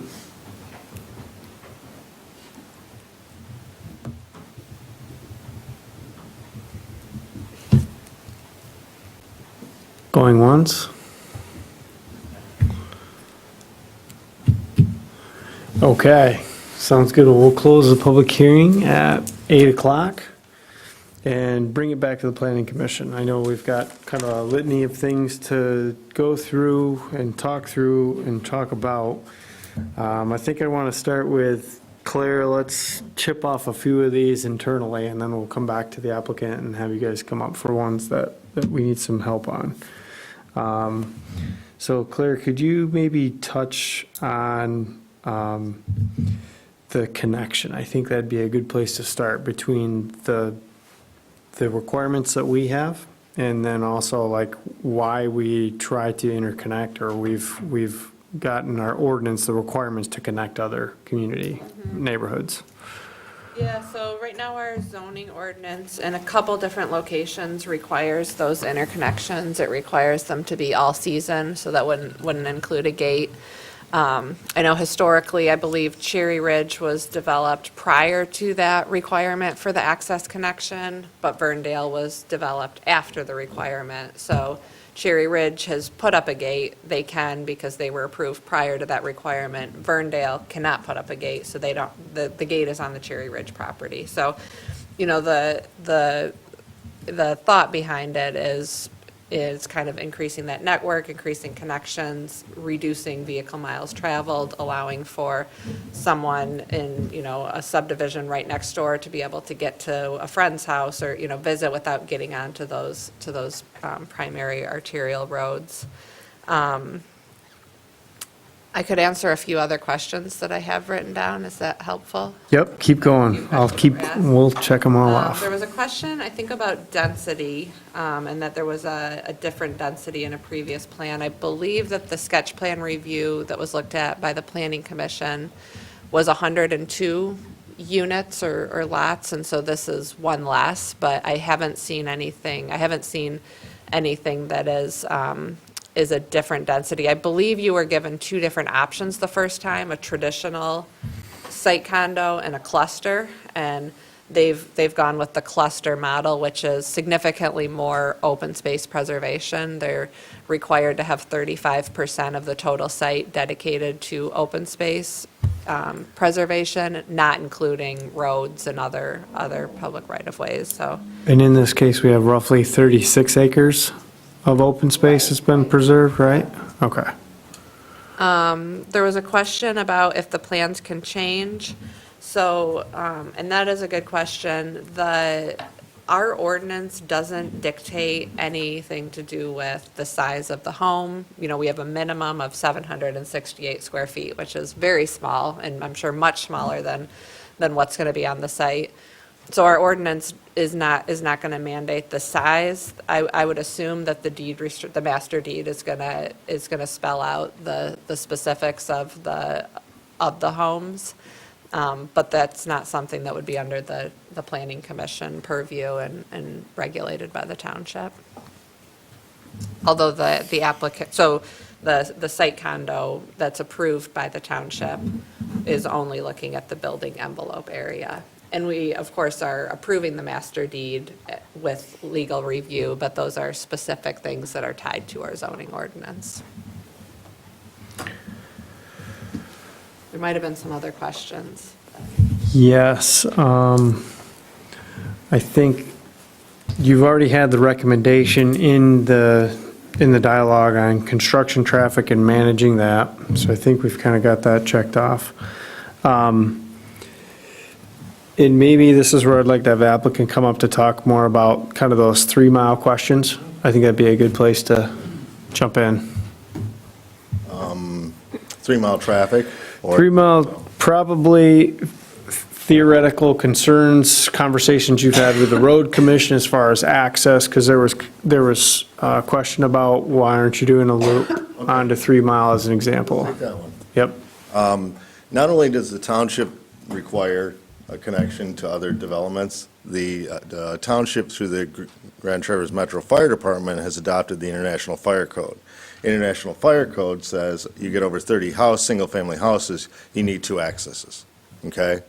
So, and those accesses have to be at least 1/2 the diagonal distance across the property apart. So you can't have them just next to each other. That doesn't do it. Moreover, almost the entire area has adopted a access management plan to reduce curb cuts on the primary roads that creates the conflicts that you have turning movements with. So MDOT and pretty much our road commission has taken the stance that you get 1 entrance per parcel on the frontage of a county road. So those are the laws that we have to abide by when we go through the developments, and that's the laws your developer did. So the traffic on 3 Mile Road. The curious thing about all traffic studies and all the modeling townships do and everything is the schools come along, they're exempt from zoning and the building codes, so they plunk a school down, or 5 of them in this case, without any resolve about what happens to the area or impact. And you're right, you've got a lot of people dropping their kids off to school there. I don't think there's any other significant change greater seen than when West Senior High decided to go way out on Long Lake Road at the time. Shifted the entire dynamic of that whole area. Schools are a nightmare when it comes to zoning and creating and you are seeing a lot of that. We all are seeing a lot of that. I'm from the area too. Again, in Michigan, there's laws that municipalities cannot, under a use by right scenario, have the developer pay for off-site improvements, okay? The road commission reaps money in other ways to counter for that through other taxes that some states hold differently, okay? So if there's an issue at 3 Mile and Potter, that can't be forced as just our fault to install a light or a roundabout or whatever tool should be there.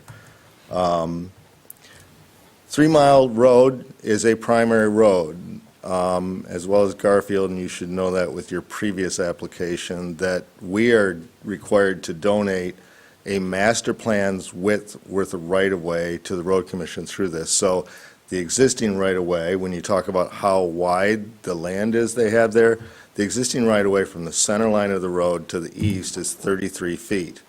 We're going to give them 42 more feet of land, we're at no expense to the road commission. such that in the future, they can make the required drainage considerations, structure, widening of the road, these kind of things. When we talk about widening the road from Hammond to Garfield Road, I'll say as somebody who's been involved in the area for a long time and gone through every traffic, what do I want to say, process about circulating around the township and bypasses and such, we're still seeing 3 Mile Road north of Hammond to South Airport, still be 2 lanes and handle that amount of traffic. Generally, the roads like ours can handle about 12,000 trips. Roads like you're seeing can handle about 12,000 trips per day in that 2 lane. And right now, you're at about a third of that. I know in that rural setting, it becomes really, really apparent when you see more traffic, but that's about where you're at. And you think about, if we look at, I think the level at 3 Mile to Sound Airport is probably in the 10,000 trips per day range, and the Parkway is at, 35,000 trips per day. So to give you a magnitude there, we're all experiencing in the rural area movement from the outside. We're a target community for the world now, but the traffic pattern there is actually considered, you don't want to hear this, but rural. The Right to Farm Act, Joe, historically, I would like to know what your family has farmed on that land and where you're headed in the future, because I work a lot with those communities. So, and you can get with me or Claire, or however you want to do that, to make sure that there are certain things that we need to protect isolation areas from, so that'd be interesting. Gates, I was part of obviously the Elmbrook discussion. I truthfully believe too that neighborhoods should interconnect.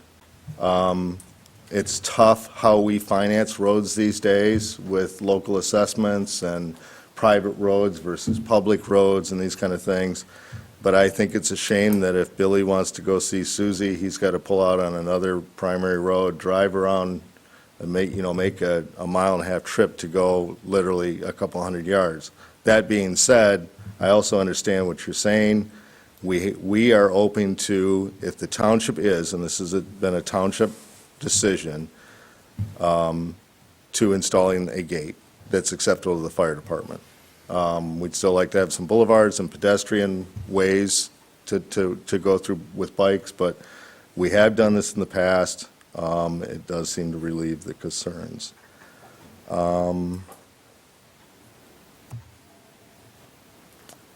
I think we reserve the right to approach the 2-story, at least with that. So the full height, the full building envelope.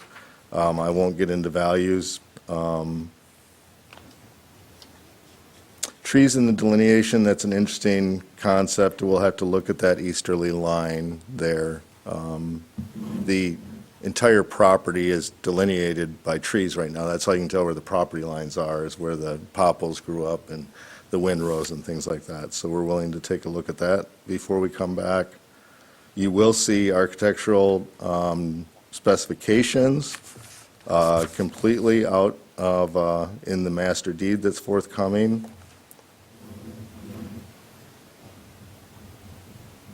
Doug, is there a minimum size that is proposed in that? There will be a minimum size, and I think you quoted around that 24 to 32, subject to change, but in that range. Yeah, what is the minimum range, minimum size? 24? 24, okay. Correct. Yeah, subject,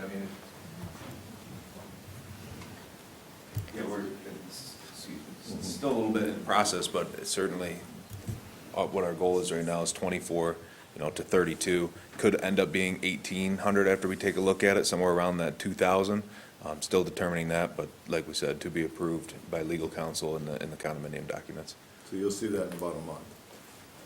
Okay? Again, construction traffic, we're totally agreeable to that. So that we won't allow any construction traffic to go through there.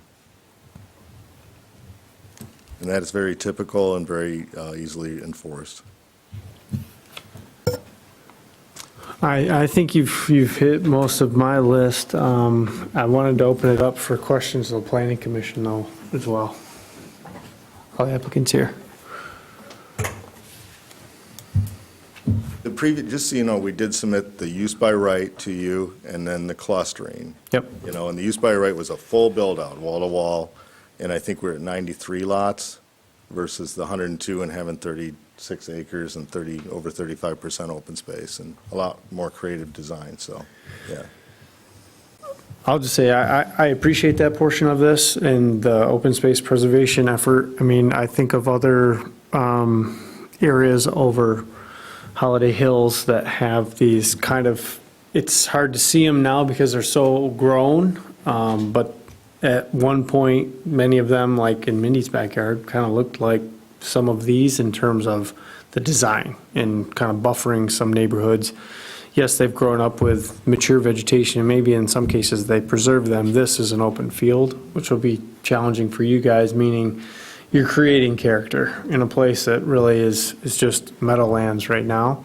So you won't have to, but it's one thing to consider. And as I've driven around and seen, growth continue to take place and probably will have additional pressure throughout our community, I think one of the ways that, we as a commission can think about this safety concern, especially between other neighborhoods. One thing that I think has been kind of impactful and maybe helpful and something for you to consider is just what you can accomplish through landscaping to kind of narrow and keep traffic slowed, if you will. If that connection is to continue as presented. And I appreciate the concern about, kind of maintaining some of those existing vegetation buffers that are between the two. I think anything that you can do to kind of lessen that impact or, bolster it as well is probably a good thing. Because like I said, we're kind of open, you have a clean slate here. And I appreciate the feedback and talking with the agricultural community because the plantings that they put in and throughout here could be impactful to help, with future agricultural practices surrounding the site. But I'm very curious to hear what the road commission has to say in terms of, their feedback on entrances and impacts to 3 Mile. I think we'll, just FYI, we'll have some of that feedback by the next time they come back. I am not a traffic engineer, I promise you that, but I listen to those who are. So we'll have a more informed position the next time that comes back to us. I don't have any other questions. The applicant, we're not taking action on this evening. This is kind of more FYI. We're setting the table for future conversations. And it does give the development team time to kind of respond to some of these things as well. So don't think that we're, inking a deal this evening. But I think before maybe we let them go, is there anything else that comes to mind that we want to have flushed out? I like the idea of some landscape buffering along that access road coming in behind that house. Is that connecting, once you cross that property line, is that connector road your cost? Is that part of the second So phase? it's built to subgrade right now. It's kind of overgrown, a little bit, so it needs to be, fine graded again. And then it's my understanding, it's our responsibility through the, kind of the joint future, 15 years ago, it was pretty good thought, what was done, okay? Our responsibility is to cap that with pavement, Okay. yeah. I'm aware of this area. My in-laws live there. I visit there quite often. And I know that sometimes they use that access to access the TCAP's property, walking trails. Is it possible to, and I don't know if I'm overstepping here, but create some type of trail alongside that road for families to walk to access those trails to promote some more safety rather than walking down the road itself to access that? So we're talking about adding 8 to 10 feet on the width of the road again? I don't know, maybe, I don't know, it's just a thought that popped in my head, just to try and And at work least- with people. And, so- I mean, that, it also utilizes, this would give access for your subdivision as well, to access, some So does hiking trails back there. TCAPS promote that? I know that there's tons of walking trails back there, is there not? Okay. I'm sorry. There's tons of walking trails back there, and I know a lot of people use them, and I think that's what they're there for. I'm not sure. Okay. But, Which one is the TCAPS? Immediately to the south and east, there's an 80 Yeah, it's acre. 80 acres. We could get. So maybe just clarity on, Yeah, I don't know, I'm trying to make it beneficial for both subdivisions here where it seems like this access road is a hot issue with people. I know, I realize it's required per our ordinance, but I'm just trying to. so what you're saying is to add on a width of that road, not the entire subdivision? Right, no. Okay. Just so that they have a Okay. way to access the trails while staying off that section of road that's connecting two subdivisions. You Okay. know, just promoting a little bit of safety. That's Okay. where I'm coming from. Okay, A walking Yeah. path. yeah, Yeah. all right. It'd be interesting to see what TCAP says, too, so, yeah.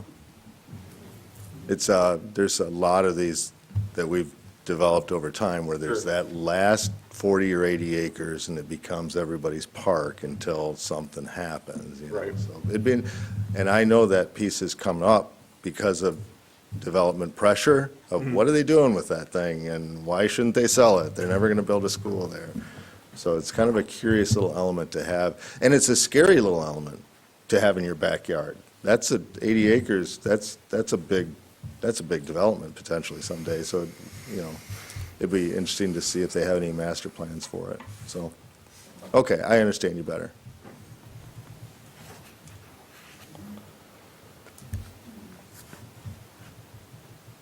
So Claire, I have a question more for you.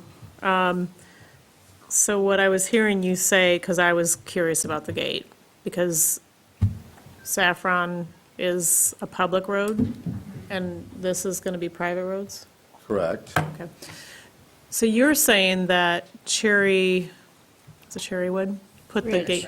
Cherry Ridge put the gate up prior to some of these changes, but the other development couldn't. That's So- my understanding. is So why does that, I mean, how does that play in here? I mean, we- because, Both these developments were approved,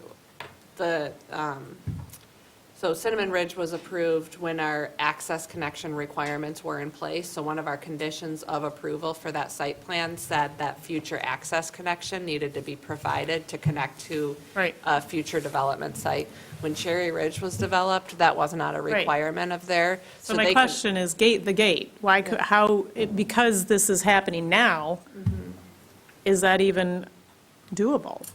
It would not be doable in this instance because we. That's where I was going yeah, with 'cause this. we I feel like require- we're, there, I'm not about putting false hope in anybody's minds. I think if it's not doable, that because of the ordinance the way it is now.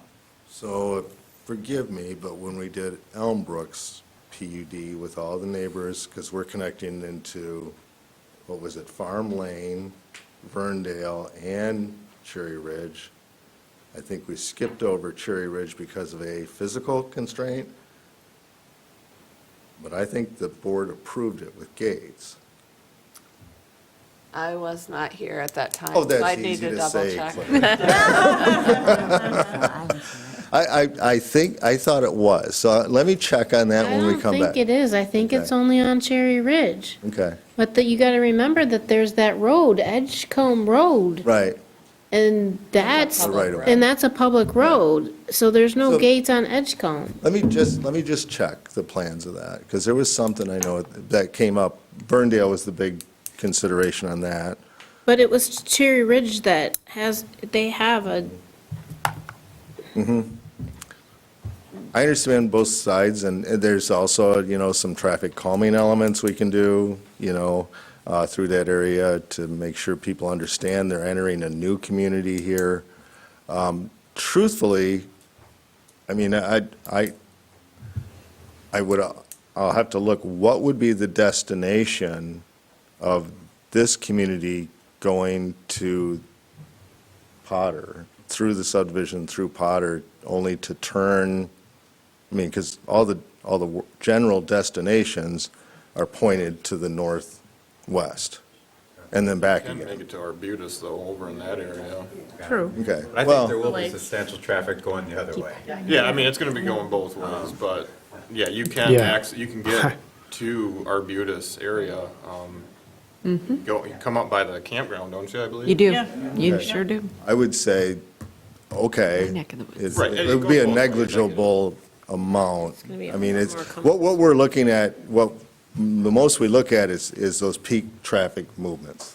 You know, when everybody's trying to drop their kids off and get to work by 8 o'clock, and then come home, get the kids, run out to soccer, and, you know, it's a weird theory, because through COVID, when everybody was going remotely, the trip generations were going down, because they do studies, annual studies, and they keep cataloging those studies, feed it into a computer, basically, and it creates an average trips per day per single-family residences. That was going down, actually, and gotten down below 8 through COVID, because nobody was going to work. And now we have so many remote workers. The funny thing is, internet shopping just skyrocketed. So, and you know how many times you're getting packages from, and it just doesn't make sense anymore. Who's delivering them, how, and you'll get one, and an hour later you get another, and that trip generation has skyrocketed.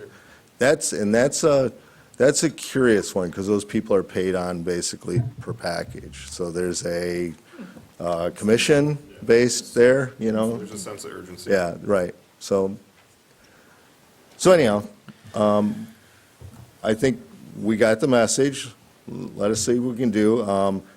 I probably have one of our landscape architects come out and look at the buffering, you know, and if those people that are immediate to that road, this is what we did before, if can give their phone numbers, cell numbers to Claire, communication, we'll go out and meet with them on site, you know, and look at their house, look at, on again, Town Line Road, we went out and we sat in their kitchen and said, okay, what are you going to be seeing? And so we're in the midst of planting those trees this spring that we said we would at their, you know, preference. So, okay? Okay.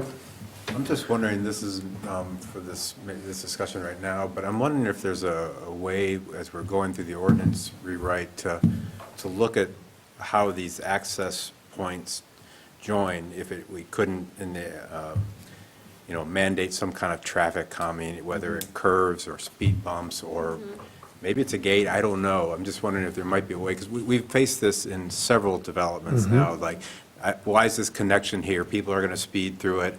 And I certainly sympathize with the people whose houses are directly adjacent to that. If there is cut through, there must be a way to make people slow down, or, you know, and I'm not asking Doug to do this Oh, no, now. no, I'm just I thinking- got this I think it- certificate on my wall in the office. I got trained in this stuff. so, Yes, I mean, I think there has to be some way to make it so that at least we can slow them down, and make them recognize that they're approaching a neighborhood or a new neighborhood. I think it's a great suggestion, for sure. Yeah, that we can absolutely look at that. I did appreciate, I think in Brigantine Apartments, that connection, it was kind of that gateway that was designed. Yeah. And that was not vehicular connection, but it was a walking connection. Right. And I think that those types of treatments can be a good thing to take a look at. I'll say, well heard, constructive, objective, I appreciate it. You know, I got the message tonight, this is exactly what we wanted. I will say, embrace these people, because that's probably the best neighbor builder you'll have. So something's going to happen on this site, and this is a good group of you people, okay? Thanks so much. Thank you, everyone that participated. Thank you guys for coming out. Appreciate the intro. So I guess the last piece was just the traffic study, and is the planning commission looking for more feedback from the road commission on that? Because I am curious. the about ordinance that. is basically kind of gives that discretion to the planning commission, Mm-hmm. but the planning commission, you know, is probably looking for I'm curious, just because that. someone with more expertise to provide that input. And I do think it's important to take a look at what you're getting out of the traffic study, because it is a use permitted by right. So the results of the traffic study would inform, you know, a public infrastructure improvement, or, you know, some something to that effect, as opposed to, the result wouldn't be, no, you can't put in these additional homes. Yeah, I think we should. I kind of want to hear from everybody on this one, honestly. I'm curious about the study too, because not only Ike Road is there a bad blind spot, but just past this to the north, I forget what subdivision, but before you get to Potter, it goes up and down a couple whoops, and there's residential homes right there. The excess in traffic, I drive that section of road four times a day, so it's just that increase in traffic coming from both subdivisions at that point. It's just, there's some blind spots there. Not like right at that drive location, it's like the only flat section in that little bit, but it's just. So, it's not a threat. Right. It's just how I go through my job. If it's required to spend the time and effort to do a traffic study, to hire an engineer, to go through that model, and so I'm hoping that I can, I'll just divide it into two developments underneath the 500 trips and give Claire 2 applications.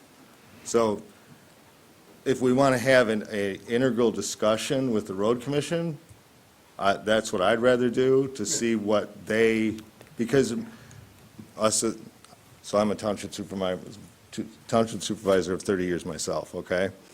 So I go to a lot of meetings, is what that means. So we did a traffic model when you're seeing the good results of that. It was called kind of the mix of fixes, and that's why we're seeing roundabouts spring up, and the road commission's been proceeding as the labor market and the money flows.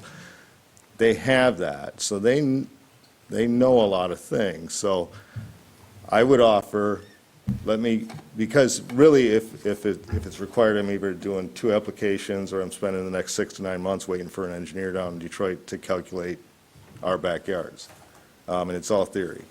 So I would rather have the road commission's response and potential visitation at this meeting, at the next one, to discuss this, rather than just diving into a traffic study. That's how much these things, it's just paper. It's this big, and what it tells you is where 80% of the traffic's going today, 80% of this traffic's going to be going. And it's not anything new. The same, because that's what they measure. They just go out and count how many trips turn right and left, and then they just multiply, add our trips into those same dynamics. So it's just more of it. You won't, because of 3 Mile being basically a through route, there's no stops. We're not looking at any more intersections except for those primary roads. They don't really care about subdivisions and how long you sit at your subdivision to pull out. That's not their responsibility. Their responsibility is to keep the primary road traffic going. But let me do this. I'll either have a formal response, or I'll try to have them at the next meeting. And then if you still want a traffic study, we'll have to see what we do. But, yeah, that's where I'm at, so. That's how I was going to go, was, like, I'd rather give them an opportunity to get feedback and then come back to us, and if we're very uncomfortable, then, I'm all about it, answering the questions that they're creating. So I'm not against that, I'd like to give them the benefit of the doubt to work with the locals first and see what feedback, unless there's other, I want to hear everybody, I mean. That's a good place to start. That's where I was going with that. Okay. By no means saying do the traffic study, I was just curious to see what the road commission had to say. Okay, I'm in agreement. I agree. okay. Feels like a good direction. All right, thank you everyone for coming, we appreciate it, and you're welcome to sit through the riveting tales of parking standards. Or not. We're not.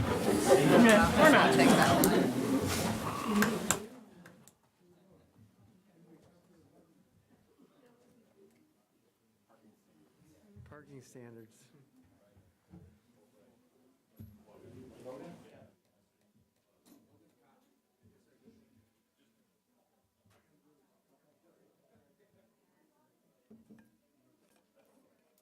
We're almost there. Riveting conversation.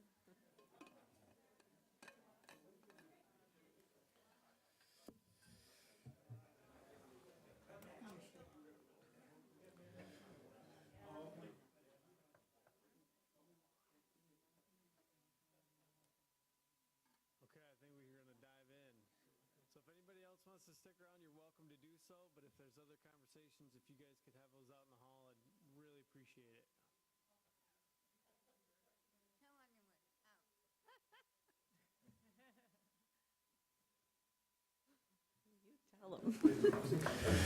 Okay.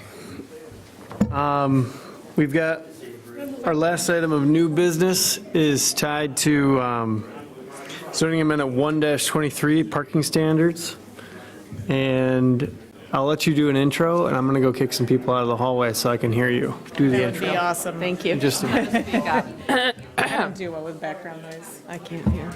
Okay, so I think as I've noted before, there seems to be some discrepancy between what we're hearing from developers in terms of the amount of parking that they need to, successfully implement their project based on market conditions versus what our ordinance requires.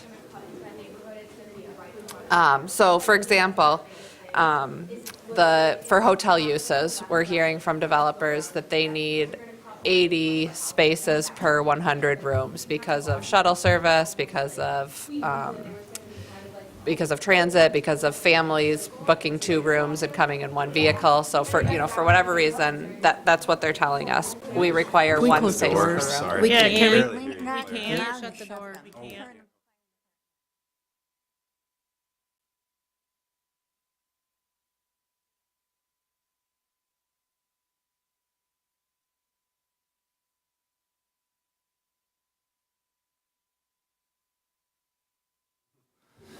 Thank you. Way to go. Okay. They're afraid of me. Good to have you back, Leslie.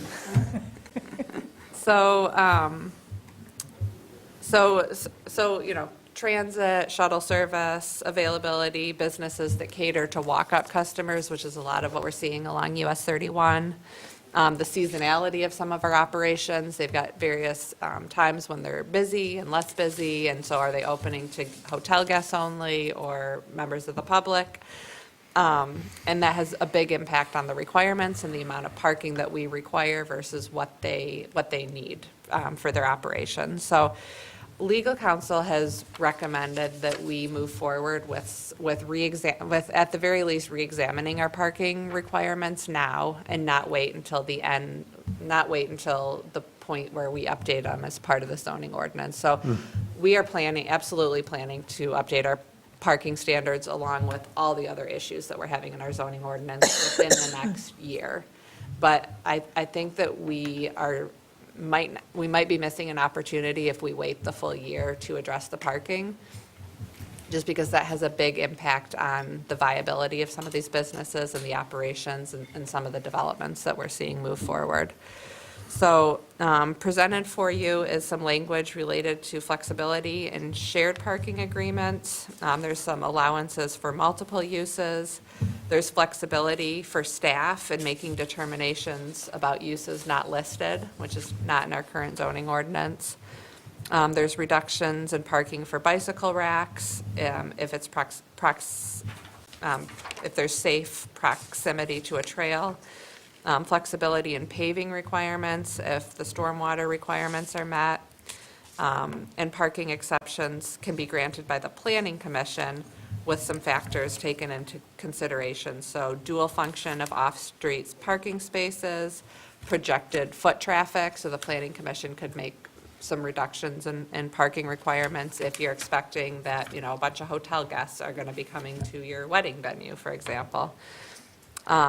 Availability of shuttle service and transit service, and then the seasonal operations of the nature of seasonal operations. And that's really what we see in East Bay Township, because the hotels have a lot different business model in the wintertime than they do in the summertime. So I think this amendment can be a starting point, and I'm interested to hear what the Planning Commission's feedback is on this very rough draft that we presented you with. It can always be changed as a part of the zoning ordinance rewrite. So the great thing is we can adopt something now, and it's going to be pretty easy to amend it as we work with Giffords Webster moving forward on the full zoning ordinance rewrite. So I had Giffords Webster take a look at the sample language that I provided you with, and they thought it was a good starting point as well. They didn't really have any, concerns, or based on the direction that we're going with our ordinance rewrite, they thought it looked good. We had legal counsel review it as well and thought it was a good starting point. Questions of Claire? I've got a few. Maybe I'll start. We'll go from there. One thing that we touched on earlier was tied to administrative versus us. To be honest with you, I mean, I don't know. I don't know if having everyone come back in this arena for parking is, I don't know. To me, it doesn't feel like it's that big of a deal unless it changes the allowed usage. As an example, I can appreciate actually your scenario where, and I hope that this may be a function that other hotels can adopt or maybe learn from or work together on, but if I'm staying at a hotel and I'm going to use, let's just say, a conference center or someplace close, you're probably going to park a car here, but if they have a shuttle system, like, why would we want to double count that movement of people? Could there be flexibility there? The slippery slope in doing something like that is then it's almost like every single event would have to manage where their people come from. And then it'd be an administrative nightmare for you to figure out like how many spaces they needed for that one event or how many they could get away with. So How do you change that over time? that's where I'm going. That's what I'd like to allow. I think that makes sense to me, but then from an enforcement standpoint, it sounds like a nightmare. Unless everybody's walking You need or. a transient activity permit for every single event you have, essentially, is to figure out where the parking is. Or what if I'm the conference center? What if I have a shuttle service and then I go get all these people if they're parked somewhere around? What if that's a part of the model? Well, what if I have a contract with a shuttle service and I just have this agreement that we're gonna have you for X, Y, and Z? Why does it have to be the event center that has it or the hotel has it? Why can't there be a third-party vendor that applies it? Sure. Well, they could, but the event center could still be in control of that. I mean, in control of the. When they need it, when they Right. don't. So Right. keeping track of it and, that type of thing. I 'Cause think one maybe thing it's- that's challenging about parking is it is a quickly evolving situation, just with rideshare and shuttle services and different modes of transportation increasing in popularity. And so, I've spent a fair amount of time talking with other units of government just to kind of figure out how they handle parking. And obviously, we're not Traverse City, but I think that Traverse City has a good approach. And I think we can model kind of our more developed portion of our township after kind of some of the tenets that they use, which is really taking a look at the parking on a case-by-case basis and having kind of a set of assumptions about how this use is going to relate and operate. And so they provide some flexibility on a case-by-case basis. They're not necessarily going to enforce that. They're not keeping track of every single venue and how it's operating, but you can get a pretty good idea on a case-by-case basis of how a land use and site is going to operate and make some judgment calls as to what's the appropriate amount of parking. I think that's a good approach because you can't, right now, we're just too stringent. We see so many different scenarios that it always amazes me that the parking is an issue because you got to have exactly this many. So I think on a case by case, it makes more sense and just having the flexibility to be able to do that. It just seems so crazy that this conference center can fit so many more people, but the parking's not going to allow it. So we're just, offering the flexibility for case by case, to me, allows more room for improvement, I don't know. So if we do it on a case-by-case basis, that would be an administrator, a function at the staff level.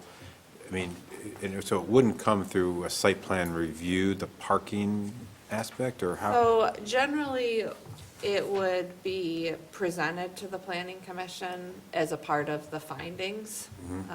But staff would make some of those administrative determinations, and they'd be in the findings for the planning commission to review. You'll see there's, in the sample language that I provided you with, there's some administrative determinations related to shared parking agreements, multiple uses, uses not listed. But then for the parking exception, I've drafted it so that the planning commission grants the parking exception. We can also take a look at having it as a part of site plan review. And administrative staff, planning and zoning department would provide you with a recommendation as we do with, with other site design standards. So I think it can go either way. I think it would be appropriate to have the planning commission grant that parking exception as a part of site plan review. But, staff would arm you with the information and background and work with the applicant to gather that information on a case-by-case basis. I like that. I mean, just in general, my thoughts on the parking is I think there should be less. I mean, I drive along that stretch, and it has nothing like the vision that we want to achieve, with a sea of asphalt that just throws more water and oil and everything. And if the parking doesn't work, that's the problem, that's their problem. They're not going to run an operation, a hotel, a conference center without, if their guests can't park, it's not going to work out well for them. So, I think that, I'm much more inclined to trust the owners and developers to what they need. Obviously, I think we have to set some very basics, but I would set them very low. That's my own general opinion. And I would even entertain, if we're thinking about this in the future, if what we're trying to incentivize is the look of this district to make it walkable, amenities, trading some parking for natural features like street trees or things like that. If we can offer that as an incentive. I'm not suggesting that as part of this, but I think, that's my inclination in general when it comes to parking. I would let them deal with it, because it really is a function of their business. And if nobody can park there, it's not going to go well. And if they got a way to move people there, then God bless them. So can I just throw this out there, because I want to make sure I'm hearing you correctly? So in this let's use the conference center, because it's so fresh.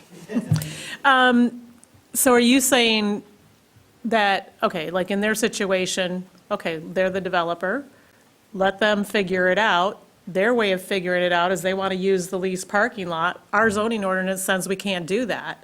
So we have to put some guidelines in order, whether it's admin that makes the decision or the developer, but we have to have some better direction, no matter who's making that decision. Not necessarily. But what, if Well, wouldn't if we're it just saying become a they're- free-for-all if we Well, if didn't? their building occupancy is 300, and that's set by the fire department, and they want to have 300 guests, and they've only got parking for 94, or whatever it was, we say, well, if you can get people with their shuttles, that's fine. I know, but our zoning ordinance is, I don't know, maybe I'm not hearing this right. Some of the language that's proposed would be that we make some parking exceptions. So staff and/or planning commission would document some assumptions. There's, this percentage of walk-up guests are anticipated by these hotels within this amount of distance. We've got Beta Transit, we've got shuttle service, we've got the 25 spaces that are within, I think, 500 or 600 feet of the site. We have, So you'd present those at each time that this thing, and we'd make a recommendation, I'm comfortable with that, too. 300 people to Yeah. be at this venue based on, this accommodation of parking with, X number of people per vehicle to attend the event. So we would, there'd be some method to it. Right, but we would because I don't think we should evaluate it on a increase case-by-case parking basis. spaces per se, which is what you're saying, right? You don't want to see more, increase. right, you don't want to I wanna see increase it. less parking I don't think any of us want to see that increase. I think we want to see more flexibility to give them the ability to bring people in and not be breaking the zoning law the way it's written. Yeah, and I personally, I think, I do think that kind of having a market-driven approach to parking makes Right. a lot of sense, Right. because it's less of an enforcement issue, and we don't have complaints about parking on that corridor. Right. We get a lot of complaints, and they're not about parking. That's for another night, I was kidding. So I'm with you, Carl. The background behind the market driving what they're going to build, case in point is like downtown TC right now, projects being built, 96 new residential units. I think it's like 6,400 or 5,600, the number's confusing, of new commercial space. They're required to provide 0 parking for all of it by the city. They, as a developer, are building an underground parking system for their residents, and that's it. And they're only building as many as they marketably designed into their model, because they're anticipating some of those people don't have a car. So they don't have one-for-one units. I mean, that's their choice, that's their decision, that's the other way we can go with it. I mean, Right, but the city has the decks, so they have available. well, they're not using public parking. Well, but that's why the city allows it. Sure, but I mean, they're to an providing extent, parking for commercial It's a use. different land use and. they've kind of got, but it's kind of market-driven though, too. I mean, If a hotel goes in East Bay Township and their guests show up and they don't have a place to park, okay, so maybe they drive down 4 Mile or 3 Mile and they try to park in a neighborhood, they're gonna walk back to the hotel, they're not gonna have a good experience. So I guess I trust the people who are offering the service, I trust their judgment to make it work financially. If it doesn't, I mean, that's on them. So, and I'm not suggesting we go to 0, I'm just saying, I would much prefer to put a floor way down low and let them decide what their business can handle or what it needs. And the only weekends it would be overflowing potentially would be like a Saturday in the summer, and then, in the winter, it's always just empty asphalt. I mean, 80% of it. So, that's my thought. I like the idea of the low, but then also letting them go lower if they do other planting stuff, for real. I love that. I mean, I- that's truly the only way we'll get to the vision that we've talked about for down there. Or lower with, More density, something, something. What are you I wouldn't doing trade to it make for, sure? higher, bigger, and, that, but I think if we can trade it for something we're trying to establish. Okay. That's helpful, thank you. I can plan to come back with some more specific ordinance amendment language for you to consider at the next meeting, and then you could set a public hearing if you were comfortable with the draft language that you took a look at next month. Be a fun one to consider. I mean, if anything, no matter what we do, it sounds like we're all kind of moving in a more helpful direction.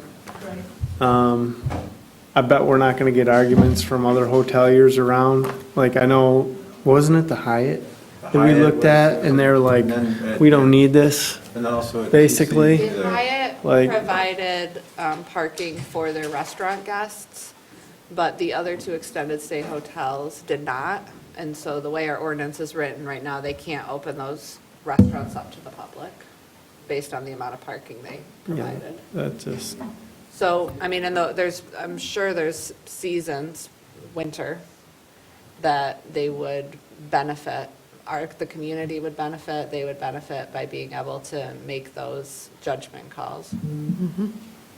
I don't know if they're serving oysters on a Saturday morning, boy. There happens to be a Bloody Mary sitting next to it, I'm gonna go poach that spot. I'm just saying.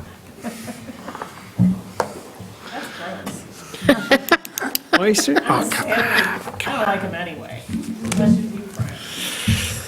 well, thank you for the discussion, and I hope that was helpful. Yeah, it is, thank you. Yeah. Okay, last couple things, public comment. Is there any additional public comment? Going once? You made it this far. You might as well. I haven't had a chance to talk yet. No, Josh Werfel, 387 K-Ray Road.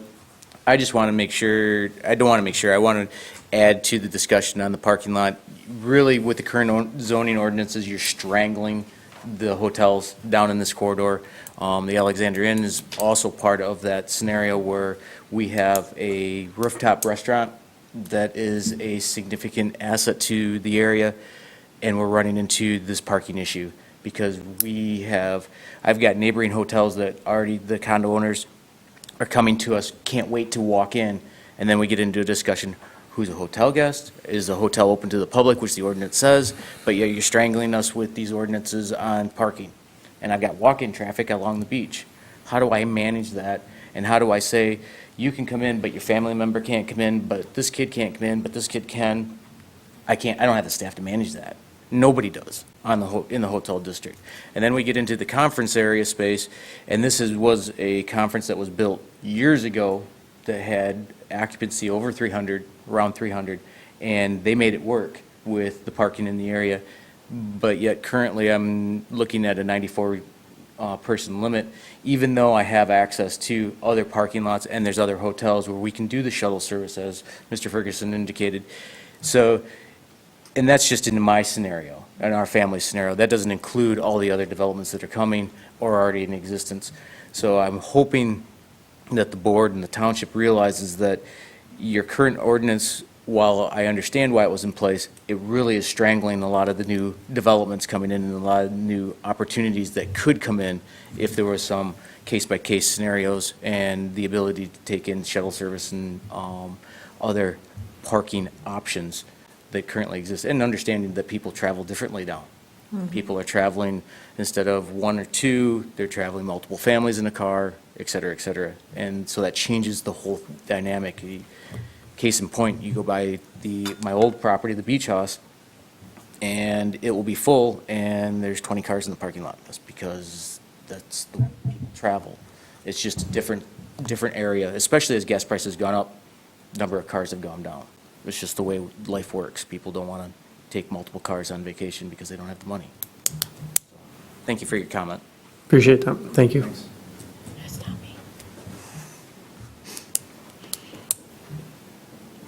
Going once, going twice.